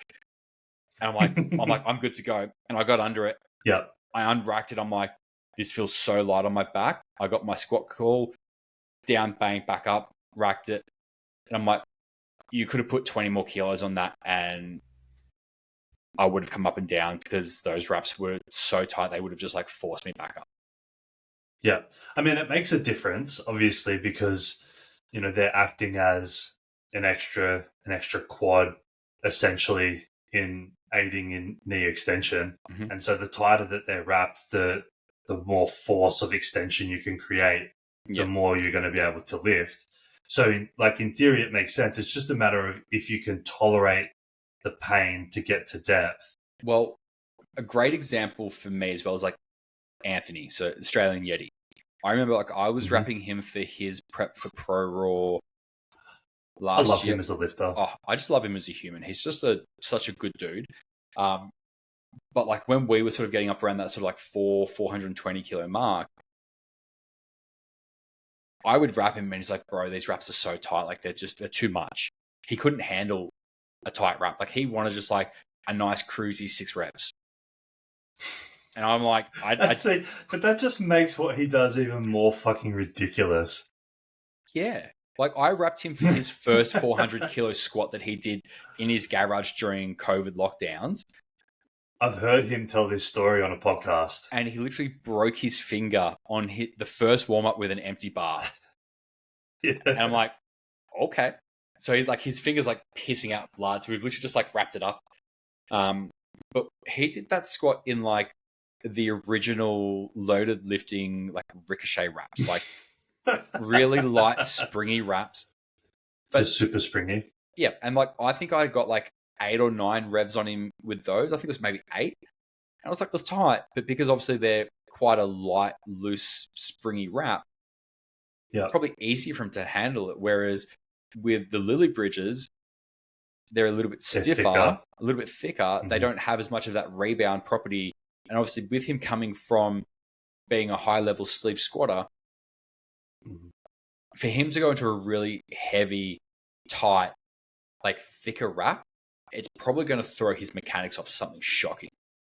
But I mean, he's gone back to sleeve squatting now exclusively, hasn't he? Yeah. So I think when he had that quad issue. Yeah, back to back at Pro Raw. I think it was last year. I think he did it he competed in the 125s in sleeves. Yeah, but he fucked that up. Yeah, so he got pinned on his opener. But then managed to like sort of pick up a bit of steam on the rest of the day. But I mean, the fact that he got some food and water into him. Yeah, but I feel like the fact that he can go head to head with guys in wraps when he's in sleeves it's ridiculous. It's so impressive. Yeah, but his strength just in general is impressive. Like when he posts the videos of him and he's like hasn't trained for 2 or 3 months for whatever, and then he's like easing back into bench with a 210 kilo double, and I'm like, it's like, go fuck yourself. Right, yeah, no worries. And he's like, yeah, this is a really good place to start. I'm like, fucking start, man. I'd like to finish there, like at some point in my entire life. Yep. It's like, I don't care if it's like with a slingshot to a 5-board press. Like just I don't even care if I just unrack it and hold it above my head. Like I'd class that as a win. Fuck, like I wouldn't even get that off the pins. Yeah. Let alone press it. So yeah, like I think it just really depends on the person and what sort of pain tolerance they have. Like I remember, like do you know who Gwaine is? Yeah. Yeah, so I wrapped G for like one squat session that he was, so the guy that used to like wrap him, like every single prep, was like running late. And I think G was like due to squat like, I think it was like a 460 squat or something, just outrageous. It was a fucking heavy session. That's outrageous. He's like, oh, like, do you reckon you could wrap me for like a warm up? And I'm like, oh, look, man, I can give it a go. Like I obviously don't know how you like to be wrapped, but I'll just kind of like wrap you how I would wrap someone if you're happy with that. He's like, yeah, man, let's just do that. I'm like, cool. And then obviously, like, I went to go wrap him, and I'm like, looking at his knees, I'm like, dude, you have really big knees. Like, I don't know how. I'm like, I don't know how many revs I'm going to be able to get around your knees. He goes, oh, we usually get like 4. Holy shit! I'm like, what do you mean 4? He's like, yeah, we just do like across, like around the knee, and then back up and tie off. What? Like, it's a really like. I mean, when I say like, I mean, he's walking around at like 200 kilos. Like, he's a fucking big boy. monster of a human. Legs are very, very big too. But yeah, I think we got like 5 or 6 revs around his knees. He's like, bro, these are so tight. I'm like, dude, I got 6 revs. That's not tight. Yeah. But I just love it when I get someone in there like it's funny. I remember there was a while ago where when I was at Pro Raw, I had to wrap one of the coach's clients one day because he was like ended up in hospital. He's like, I can't be there. Like, can you help? And I was like, yeah, sure. And this one girl was like, yeah, like I get wrapped as tight as this guy can wrap. Like, you can wrap me really, really tight. It'll be fine. And I'm like, okay. He would wrap her as tight as he could with a non-pre-tensioned wrap. So I pre-tensioned the wraps and I wrapped her as tight as I possibly could. And I got to about Rev 8 and she goes, you need to redo these. These are too tight. I'm like, you just said that I could wrap you as tight as I wanted and it would be fine. She's like, yeah, but like this is next level. I changed my mind. Yeah. Whereas it's like there was a girl in the past that like I was wrapping her for like her squats and she's like, oh, I've been wrapped really tight before. Like just literally like do whatever you want. and I would physically try and wrap her the tightest I possibly could, and she would just literally sit there, Just take it. Didn't show any sign of like, oh, this hurts a little bit. She's just like, yeah, like they feel good. I like it. I'm like, those are needs that I love to wrap. Yep. Yeah, I wrapped a couple of lifters a couple of weekends ago when we had the comp at Hunter Strength. Yeah. One of them was my client, and one I wrapped for. She's actually Lily's client. Yeah. And her boyfriend usually wraps her, and so he was helping out spotting and loading, so I took his place. And then on the last wrap, I was like, okay, I'm going to go a little bit tighter. And she doesn't really like a super tight wrap. She said that. And she had the orange, the really old, the orange Harris ones with the black stripes, not the super heavyweight ones, the really springy ones. So they're pretty like springy and loose. So I was like, on the third one, I progressively got a little bit tighter throughout the day. And on the third one, I was like, okay, this is your third attempt. This is a PB. I'm gonna go like an extra rep. I'm gonna get a little bit more tightness through the whole wrap, a little bit more compression. I just want you to breathe through it, and I want you to push into them when you're squatting. I don't want you to rush. I want you to build tension. I want you to push into these wraps. Remember, the harder you push into the wrap, the more the wrap's going to do, and the more it's going to assist you, and you're going to get the most out of it. She was like, yep. And I was like talking to her as I'm wrapping it. I'm like, just keep breathing, just breathe through it. Does that feel okay? And she's like, yep, feels really good. And then her boyfriend walked over just as I was wrapping the second knee, and she was like, you're fired. You're not allowed to wrap me anymore. This feels really good. He was like, I can't wrap you that tight because you always yell at me. It's quite funny. Shout out to Mara. That was really fun. I enjoyed wrapping you. Thank you for letting me do that. So speaking of like springy wraps and more like stiffer types of wraps, do you want to give like a bit of a rundown on like what that means? And when we say like stiff and springy or stoppy and reboundy, like what does that actually mean? So when we obviously look at like say a springy wrap, they're quite a light, very elastic. So if you grab onto like the end of it and you hold part way down, you should be able to pull it apart quite easily. There should be a lot of give within the wrap. Generally speaking, I would say they're probably a better wrap for lifters that are getting into wrapped lifting because it's usually a little bit softer on the knees. It's not as aggressive. And it gives you a little bit more of that sort of rebound. So obviously, if you are a little bit of a faster squatter in that transition, it's probably going to be better. On the other side, they're a little bit more forgiving as well. I feel like. Yeah.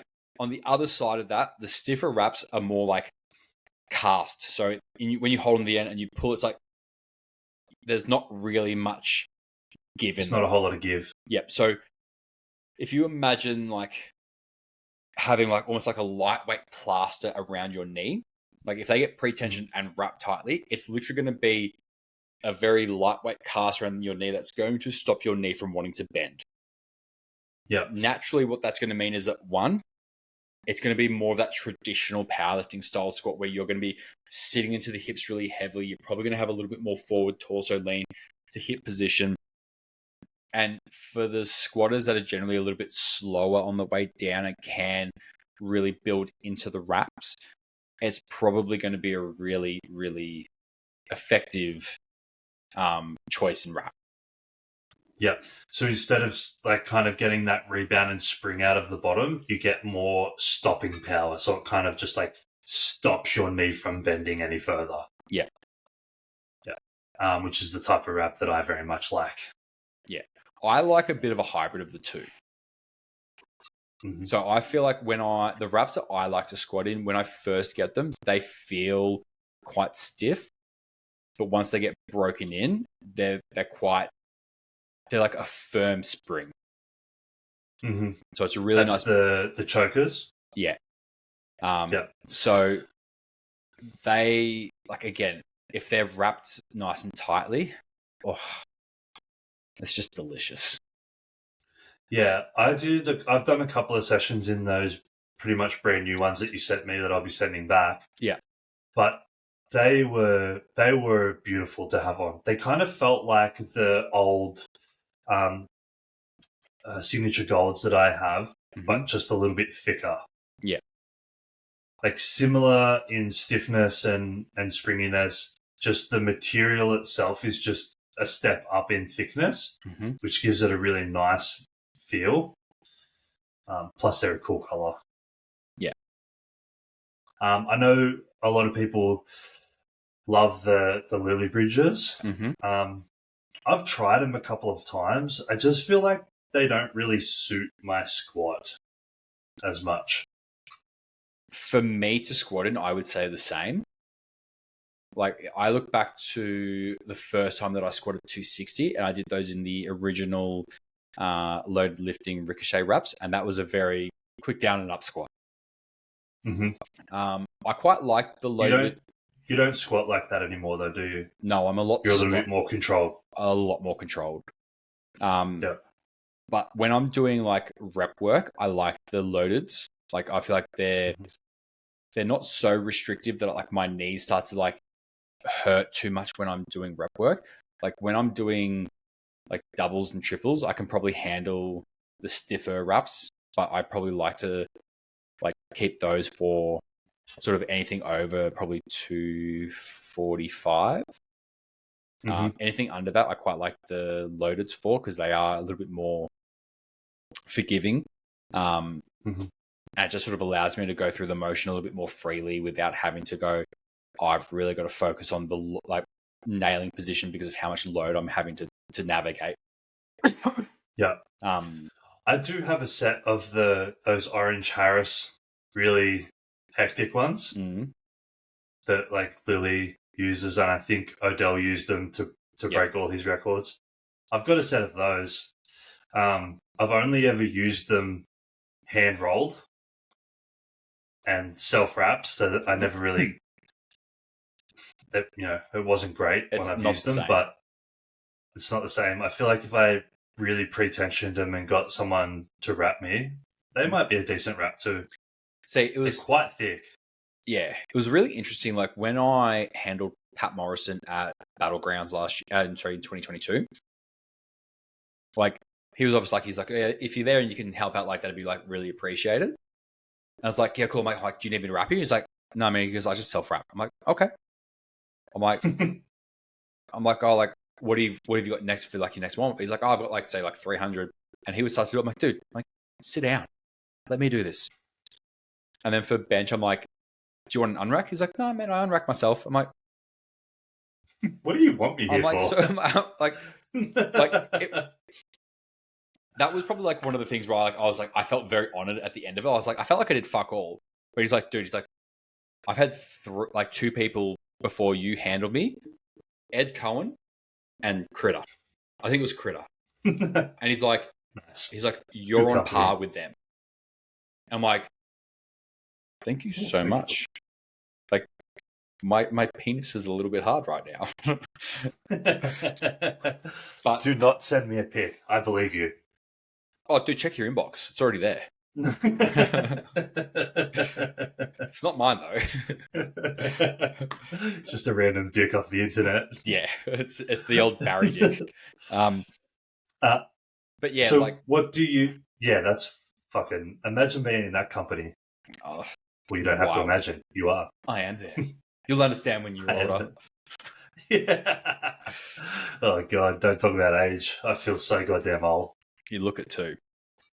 Nah, I'm kidding. You look now that I feel like I look younger since I lost weight and shaved my beard. You look a lot younger. Thanks, man. But you look healthier as well, which I think is the important part. Oh, dude, my blood pressure's perfect now. Good. Like, literally perfect. I would hate to know what it was beforehand. Oh, I could tell you, it's not nice. Yeah, I didn't take it very often because it was scary to see what it was. It was not good. Please don't tell me. It'll make me really sad. Yeah. I mean, it was high based on how purple I was all the time. Yeah, no shit. That's why I'm like, Nick, I'm concerned. I was strong, though. Are we talking about bench or Just squats and deads. No, never. No.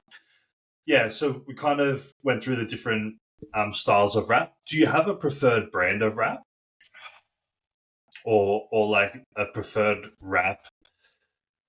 Okay, I hate wrapping people with signature golds. Yeah, my hands get cut up so bad every time I use them. They cut your hands terribly. If I had to pick a brand, but I love wearing them. So I've never actually worn golds before. I like them. I don't like wrapping with them though. Yeah, I've heard good things about it, but I think for me, in terms of the exposure that I've had, I'd probably say Pioneer is my favorite. Mm-hmm. Again, the chokers they do are that really nice balance between a little bit springy and a little bit stiff. It's kind of like a nice hybrid wrap for me. Bass used to do his own wraps back in the day. Like the SMF wraps, and they were like just plain black wraps with like the SMF logo on the end. Those wraps were the first wraps that I hit my first 600 pound and my first triple bodyweight squat in. And they were really nice to squat in. Again, a really nice balance between springy and stiff-ish, but probably a little bit more on the springy side. But yeah, I would probably say that at the moment, my preference is Pioneer wraps, like the chokers. Did you see Pioneer? We can't get the chokers anymore, but did you see they're bringing out a new line of wraps? I did not. Yeah, so they've got soft, medium, and heavy. Mm-hmm. So 3 wraps, and they come in 3 different colors. The heavy is black, the medium is grey, and I can't remember what the other one is. Yeah. And then from that, you can fully customize the stitching, and you can get your name embroidered on it, and you can get a custom tag and everything put on them, which is pretty cool. But yeah, so they'll be fully customizable, except the colors will stay the same. So the heavies will always be black, and the mediums will always be grey, etc. Yeah. But I'll be interested to see what they're like material-wise. Because if they're good, I'll buy a set of the heavies in the black. Instead of the heavy for the heavy. Yeah, and I'll put like NZ turquoise stitching on there or something. Nice. That'd be pretty sick. Yeah, so we went through some wraps there. So let's talk about sleeves. Do you have a preference in sleeves? Sleeves that fit. I think, obviously, to sort of note at the moment, like there is obviously some new technology that has come out with the sleeves in the last little while. Obviously, like there's like the Inzas and the really stiff knee sleeves that have come out. Just for addressing, like I haven't actually squatted in a pair of those, so I can't tell you exactly what they feel like.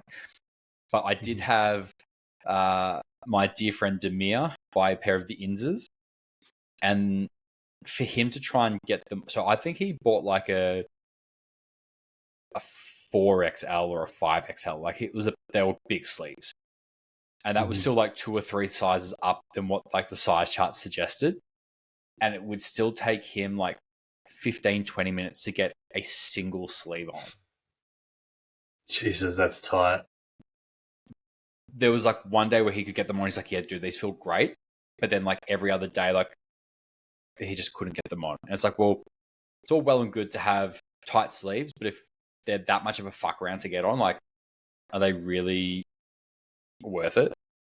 Yeah. Like I squat in... Dwayne has a set of the A7 rigor mortis. Yeah. They are thick boys. Yeah, like don't get me wrong, I would be quite interested to try a pair, but I think for me, like obviously when it is warm, one, I run pretty hot, so like I get a bit sweaty at the best of times, which is probably not going to be a whole lot of fun for trying to get on really tight knee sleeves. I think that might be a thing where coming into winter, into the colder months, where my body's not engorged with heat. I might potentially look at trying to dabble around with a pair of stiffer knee sleeves just to sort of see how they feel.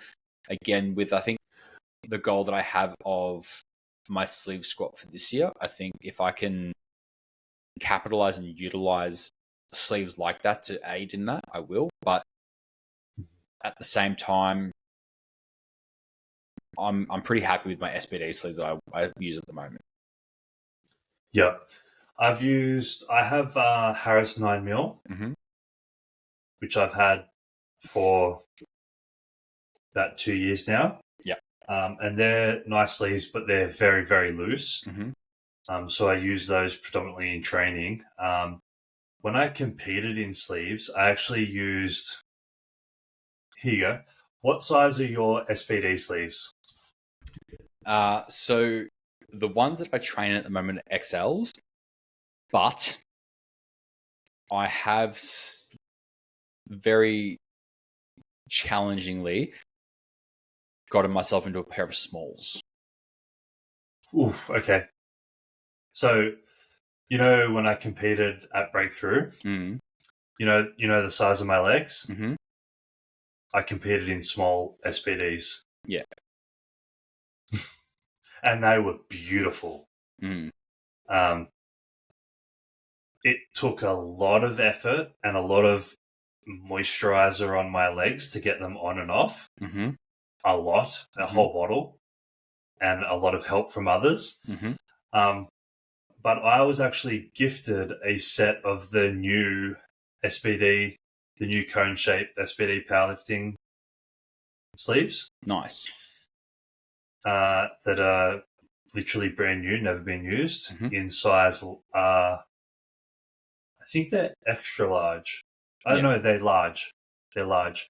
And I tried to put them on this morning for the first time to squat, and I got them halfway up my calf, and it was like fucking hurting so bad, dude. It like felt like someone's elbow was in my calf. I tried 2 times and then just took it off. I was like, fuck this, it's not worth it.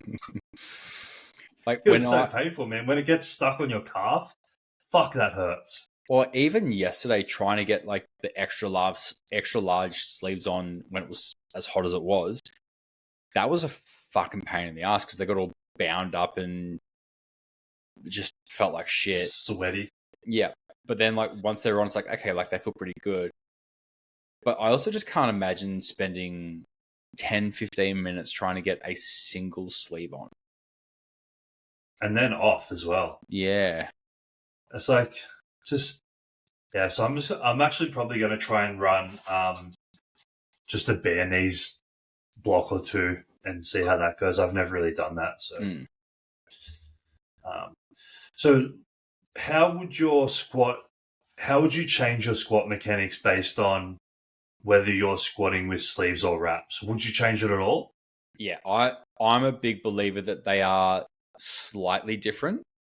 I think if you are trying to squat how you do in sleeves the same way you do in wraps, you're going to come into a lot of issues around depth if you're trying to handle a tight wrap. Like if you're going a 5-6 rev wrap, you can probably get away with it. But obviously when you look at a lot of sleeve squatters, there's a lot more, and obviously this is a generalization, not an absolute, but there's usually a lot more forward knee travel and a lot more quad involvement.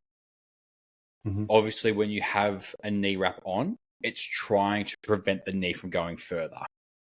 So naturally, people are going to have to sit into their hips a little bit more with a wrap squat. So, like, for example, there's someone that I know that she's a sleeve squatter in flats. And when she switched into wraps, she could handle decent weight. She just couldn't hit depth.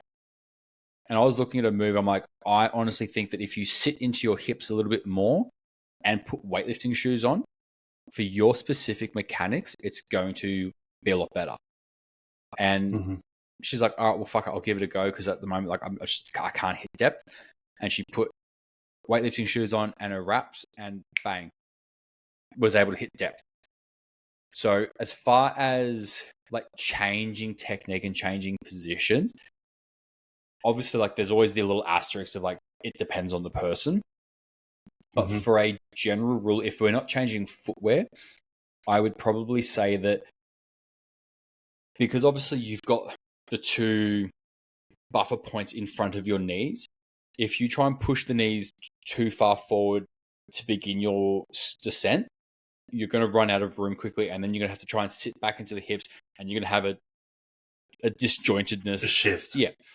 Whereas if you can get a really nice break between the hips and the knees simultaneously and think about pushing the knees out rather than forward, I feel like you're going to be able to set the trajectory of that femur really nicely so that you can load through the hips and utilize the tension that builds up through the wrap. So obviously, if you think the hips and the knees sort of break at the same time, the knees kind of push out a little bit as the hips start coming down. And then obviously, as that's kind of happening, there is a degree of the knees going forward into the wrap to build some sort of kinetic energy at the knee. And then if you're able to hit position, then it should just be up, pop back up. Yeah. And I feel like that's where a lot of lifters run into trouble when they are squatting in wraps is they get told push into the wraps. And so they really start to like go knee heavy. And like you said, they're pushing into the wrap with a lot of knee flexion.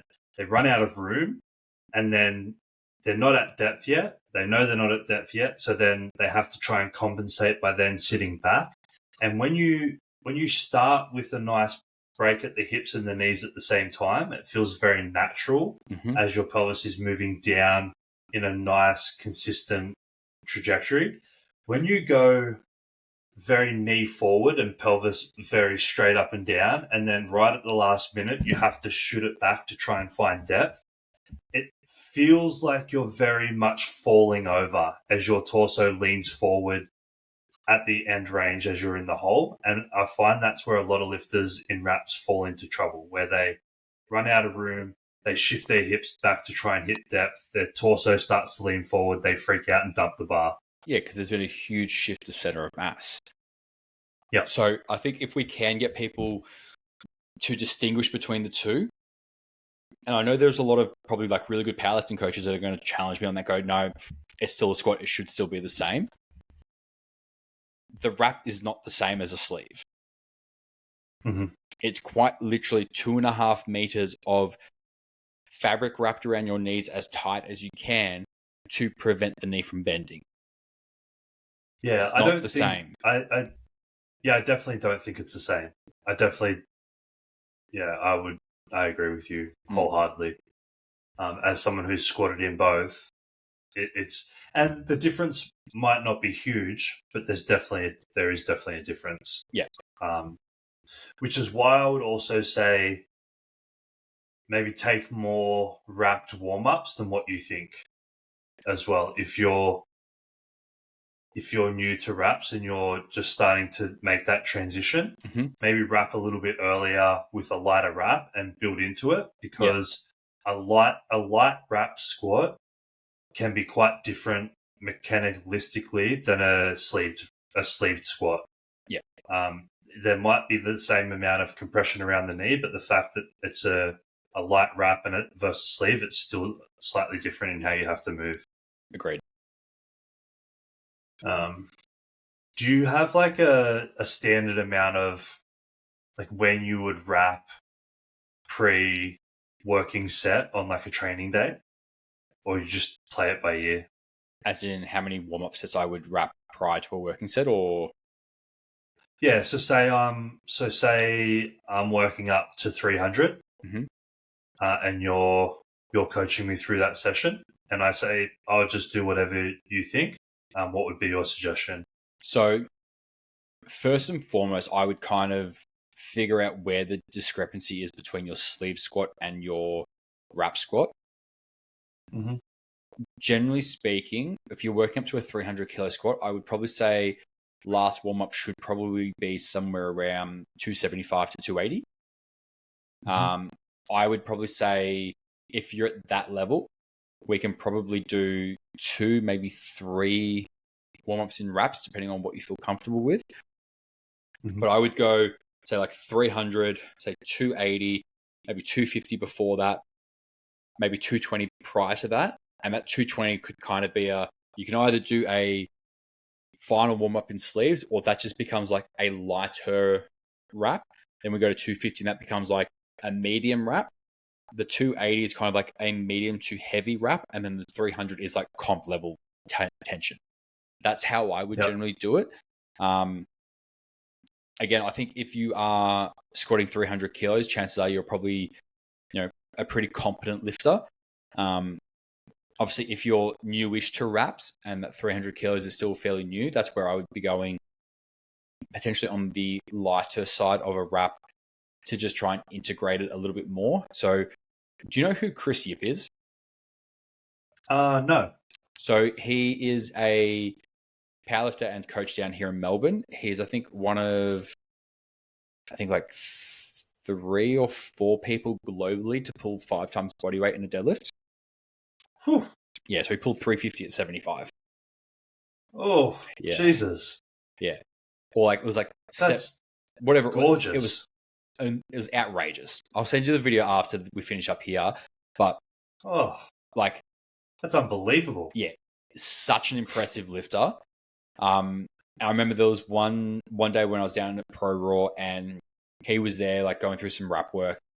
And he's like, I've never squatted, like, I think he's squatting like 200, 210 at like 70 something kilos, like around a triple body weight squat in sleeves. So, like, obviously very strong. And he's just like, yeah, I just can't handle the pain of the wraps around my knees. I'm like, but you can handle pulling 350 hook grip. And he's like, well, it doesn't hurt my thumbs. And the way that I kind of likened it was the degree of tension in the wrap should kind of match the degree of intensity on the bar. So as the weight on the bar goes up, the tension on the wrap should match it. So if you're doing, say, a warm-up wrap squat, say 200, but you're working up to a 280 kilo squat, that 200 kilo probably shouldn't be that tight. It should just be a couple of revs, just loose around the knee to give a bit of feedback, bit of sensation. It's down, up. Yep, cool. No dramas. And then as the weight creeps up, then the amount of revs, the amount of tension, that sort of increases with it. Yeah, you pretty much hit the nail on the head for exactly what I did so when I did my 300 kilo squat, I did 240 sleeved. I worked up to 240 sleeved. That was my first single. So I did, I can't remember exactly. I think I did a 200 triple sleeved, a 220 double, a 240 single. And then I went 260 light wrap, 280 tighter wrap, 300 comp wrap. Nice. That's how I did it. And I tend to like to push my my sleeved a little bit higher than what probably most people would, just because I enjoyed being able to have a big sleeve squat. Yeah, I think this is like sort of on the point that I mentioned before, where the discrepancy is between like a sleeve squat and a wrap squat. I think so there was a point in time where the difference in my sleeve squat versus my wrap squat was 70 kilos or 65 kilos or something like that. It was pretty substantial. Yeah. I think like my best sleeve squat was like 215. My best wrap squat was like 280. That's crazy. Yeah.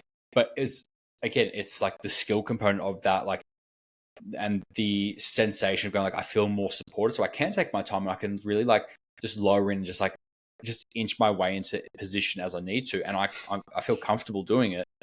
But then I went and like actually pushed my sleeve squat a little bit, got my sleeve squat up to like 240. And then for the prep that sort of like commenced after that, I ended up taking like 240 for 5 in wraps, which my best in wraps prior to that was like 215. So like historically, what my 1RM is in sleeves is generally where I can squat in wraps for about 5 reps. Yeah, see, that's wild. I don't really even know, because I did that 260 in sleeves, which I feel like there was a little bit more there. Mhm. And then I didn't really push my sleeve squat after that. And the most I've ever squatted in wraps is 300, which is really not even that big of a gap.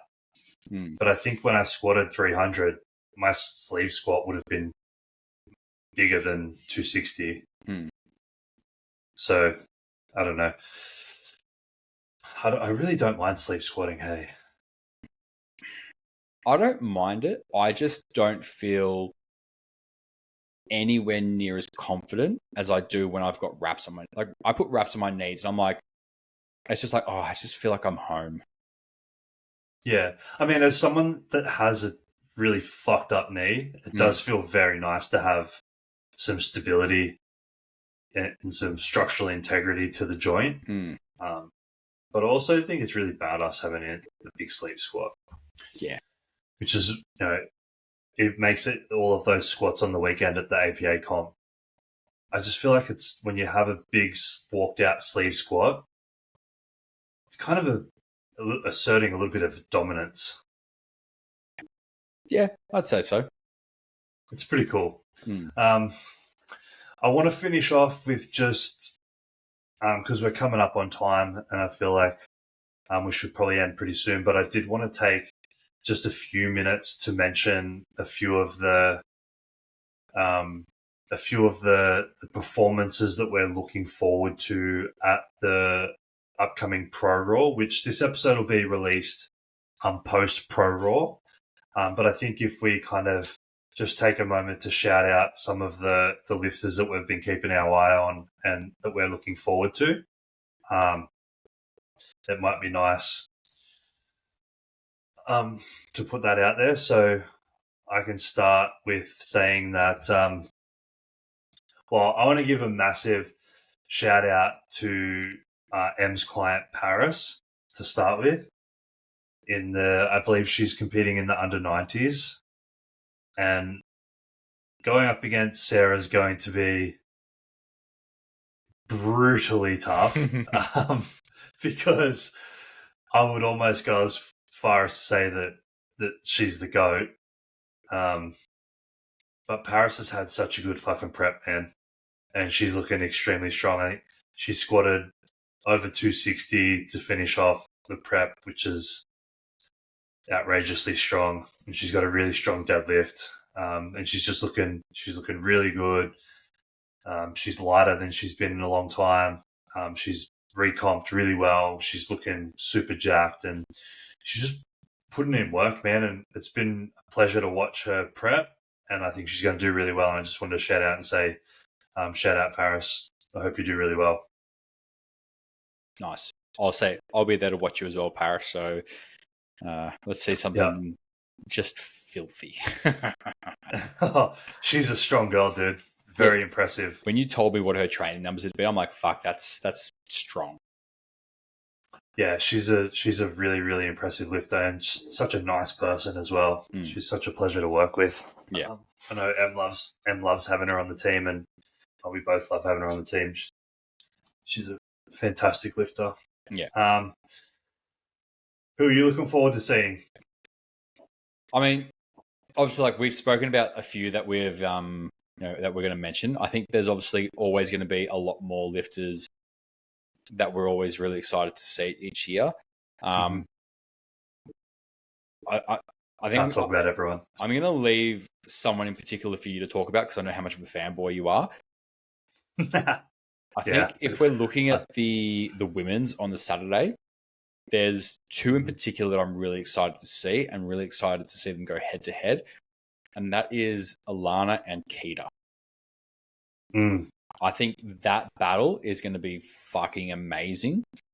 I think with Alana still being a junior and putting up the numbers that she's putting up, it's gonna be a very, very close day for those two. I think that's going to be your first and second, depending on how the day falls. Again, Alana's coming in very strong, very humble. Again, she's patient though. Like she knows that she's got a long time in this sport, so I don't think she's in a huge rush. But with where she is currently, I think both her and like her as obviously a competitor and Luke as her coach, those two have done just a fucking phenomenal job. And I kind of do want to give them a little bit of a shout out because they're like, obviously, there are a lot of eyes on Alana for being as strong as she is for the age that she is. But I think the work that those two do together is pretty spectacular. And I think that, like from a coaching perspective, I think Luke really deserves a bit of a shout out because I think Luke's a really underrated coach. I agree. I really rate him both as a coach and as a person. Same.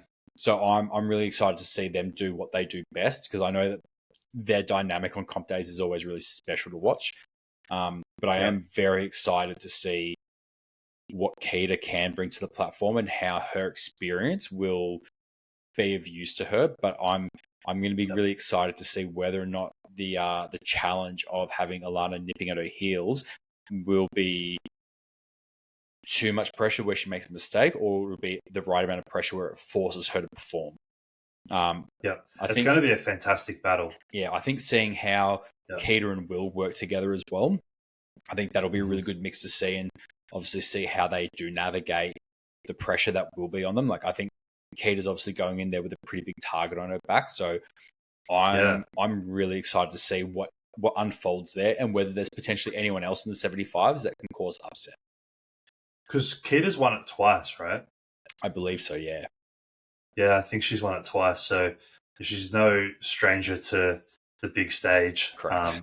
And obviously very strong. So, and Will, I can speak from experience, is a fantastic coach also. And I completely agree with you. And I agree Luke's a fantastic coach, and the work that he's done with Alana and with a lot of lifters really is very, very, very good. So I'm a big fan. And same. Yeah, dude, I love when coaches just nail it. Hey. Yeah.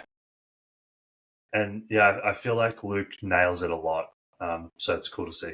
I've had a few really good conversations with him and never disappoints. Yeah. His lifters always just seem to like move really well and just be just so fucking strong.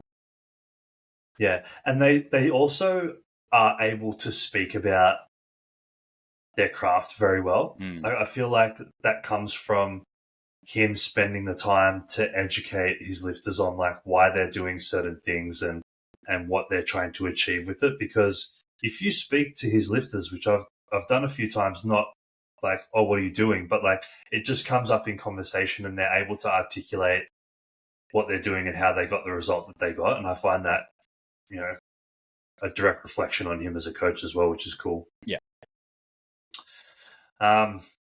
Dude, you know who I'm going to say? Yeah, I know. That's why I left it for you. Dude, I was just so excited to see Joe compete again. Yeah. I think as well with how his training has gone, like, if he has, like, I think there's obviously like a bit of a caveat of like what their plan is competition-wise given the back-to-back weekends again. Yeah. But I think that if he pushes the envelope a little bit on Sunday, he'll do something. It could be some wild numbers. Yeah. Like, I mean, what? He finished his training with a 455 squat, a 272 bench, and I think like a 330 or a 340 deadlift.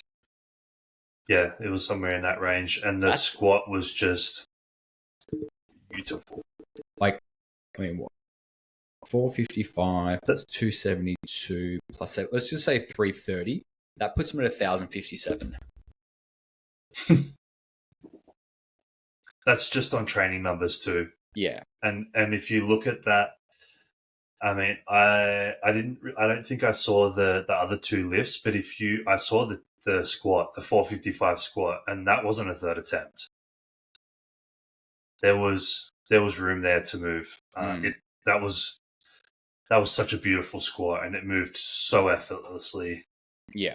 So there was, from what I could see, almost zero breakdown in that squat, which means it's not even close to max effort. Yeah, but to be fair as well, like I think Joe is a real big technician, but you don't have room to fuck up with 1,000 pounds on your back.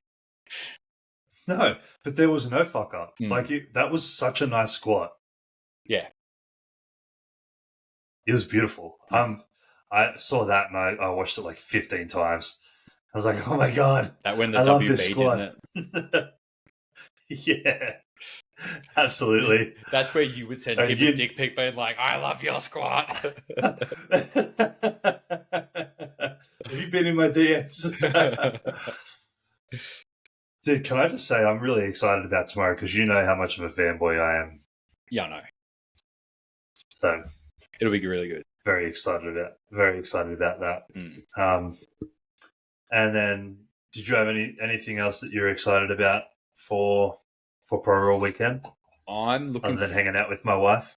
Yeah, I'm going to be the stand-in husband for Saturday. I think the battle between Max and Mitch in the 110s is going to be fucking epic. That's going to be a really, really good battle. Yep. I'm very much looking forward to that one as well. Yeah, I'm very curious to see how it pans out. Like I really hope Max has the prep that I just hope that the stars align and he can just really string together a fucking like perfect day, because I think that will be stunning. Look, yeah, I agree. I've seen Max's prep firsthand. Mm-hmm. I haven't seen all of his lifts, just being in and out of the gym, but I've seen some of them, some of the heavy ones, and yeah, fuck, he is a strong boy, and he's moving very well. He's made a couple of changes this prep compared to previous preps with his squat in particular, and it is paying off. It just looks, and I've told him this multiple times, and I've told Leroy as well. His squat looks fucking beautiful at the moment, and it's strong and it's moving well. So, yeah, if it comes together on comp day for him, it's going to be something pretty nice to see. Which I really hope it does. I mean, like, I love Max. I think he's just such a beautiful human. I really want to see it just like culminate beautifully for him. If all goes well and he has the day that he could have, there's a fucking disgustingly big total in there. I have a feeling I know where that total will roughly sit, and I'm like, that at 110, that is scary. I know what they're shooting for, and I'm not going to say it, but if it comes together, it's... I know. Yeah, it's going to be fucking so good. I really hope that happens, because I think, look, he fucking deserves it, man. That guy works so fucking hard, man. And I know we're all powerlifters, we all work hard, but like, he's a fucking shift worker with a very, very, very, very high responsibility job, where it's not like go to work and sleep. It's like go to work and you're in charge of the entire mine site, and if something happens, you're personally liable. Yeah. So it's like you're on point. You're not fucking around. And then he'll like come straight from night shift and squat like 350. Insane. Having not slept all night. And I'm like, dude, like that is like the definition of built different. I was saying that different breed of human. It's like you have the people and you're like, oh, had a bit of a broken sleep last night. My performance is down. And you're like, yeah, dude, this guy didn't sleep at all. Yeah. Yeah. Yeah. So that's, just adds a whole nother dimension to the numbers that he's doing. It'll be, again, I think the battle between those two will be amazing, because Mitch is looking so strong. Yeah, that's what makes it so exciting, right? Is because not only is Max a fantastic lifter, like Mitch is a fucking animal. He's like a human fridge. He's just like fucking yoked. If you look up powerlifting in the dictionary, it's just a photo of him. Like like, like, it's just like that's it. Like he's just literally built like a powerlifter. Yeah. He's so jacked. And such a good lifter. So it's gonna be exciting, man. The Tassie boys always bring such a good crew to those big comps as well. So it'll be really cool to see everyone sort of get around him and like really make a fucking atmosphere there because they do that so well every year. Who coaches Mitch? I know Pat Morrison used to. Pat was coaching him for a bit. I don't know if he still does or whether it's potentially just one of the guys at the gym that coaches him. I'm actually not sure at the moment. Yeah, I'm not sure either. I'd be interested to see that. Yeah. But yeah, he's looking really good. Yeah, so that's wrapped up. So this will come out after Pro Raw, so we'll kind of know the results already. But good luck to all of those guys and everyone else that's competing on the weekend. I won't be there. Em will be there and Ben will be there. Come say hi if you're there, guys. Yeah, come say hi to Ben. And I think we might just wrap it up there and leave these folks be. They've probably listened to enough of us tonight. Today, shaved this ball morning, whenever they're listening. Look, man, I think that was a really good fucking way to start the podcast. I think that's an important topic for, like, people need to know. You can let the people know whatever you want to know. You can let them know next week what your favorite porn category is. Well, I don't know. I don't know if they're ready for that. Fucking buckle up, ladies and gentlemen. We're getting fucking freaky next week. All right, guys. Talk to you later. Thanks, guys.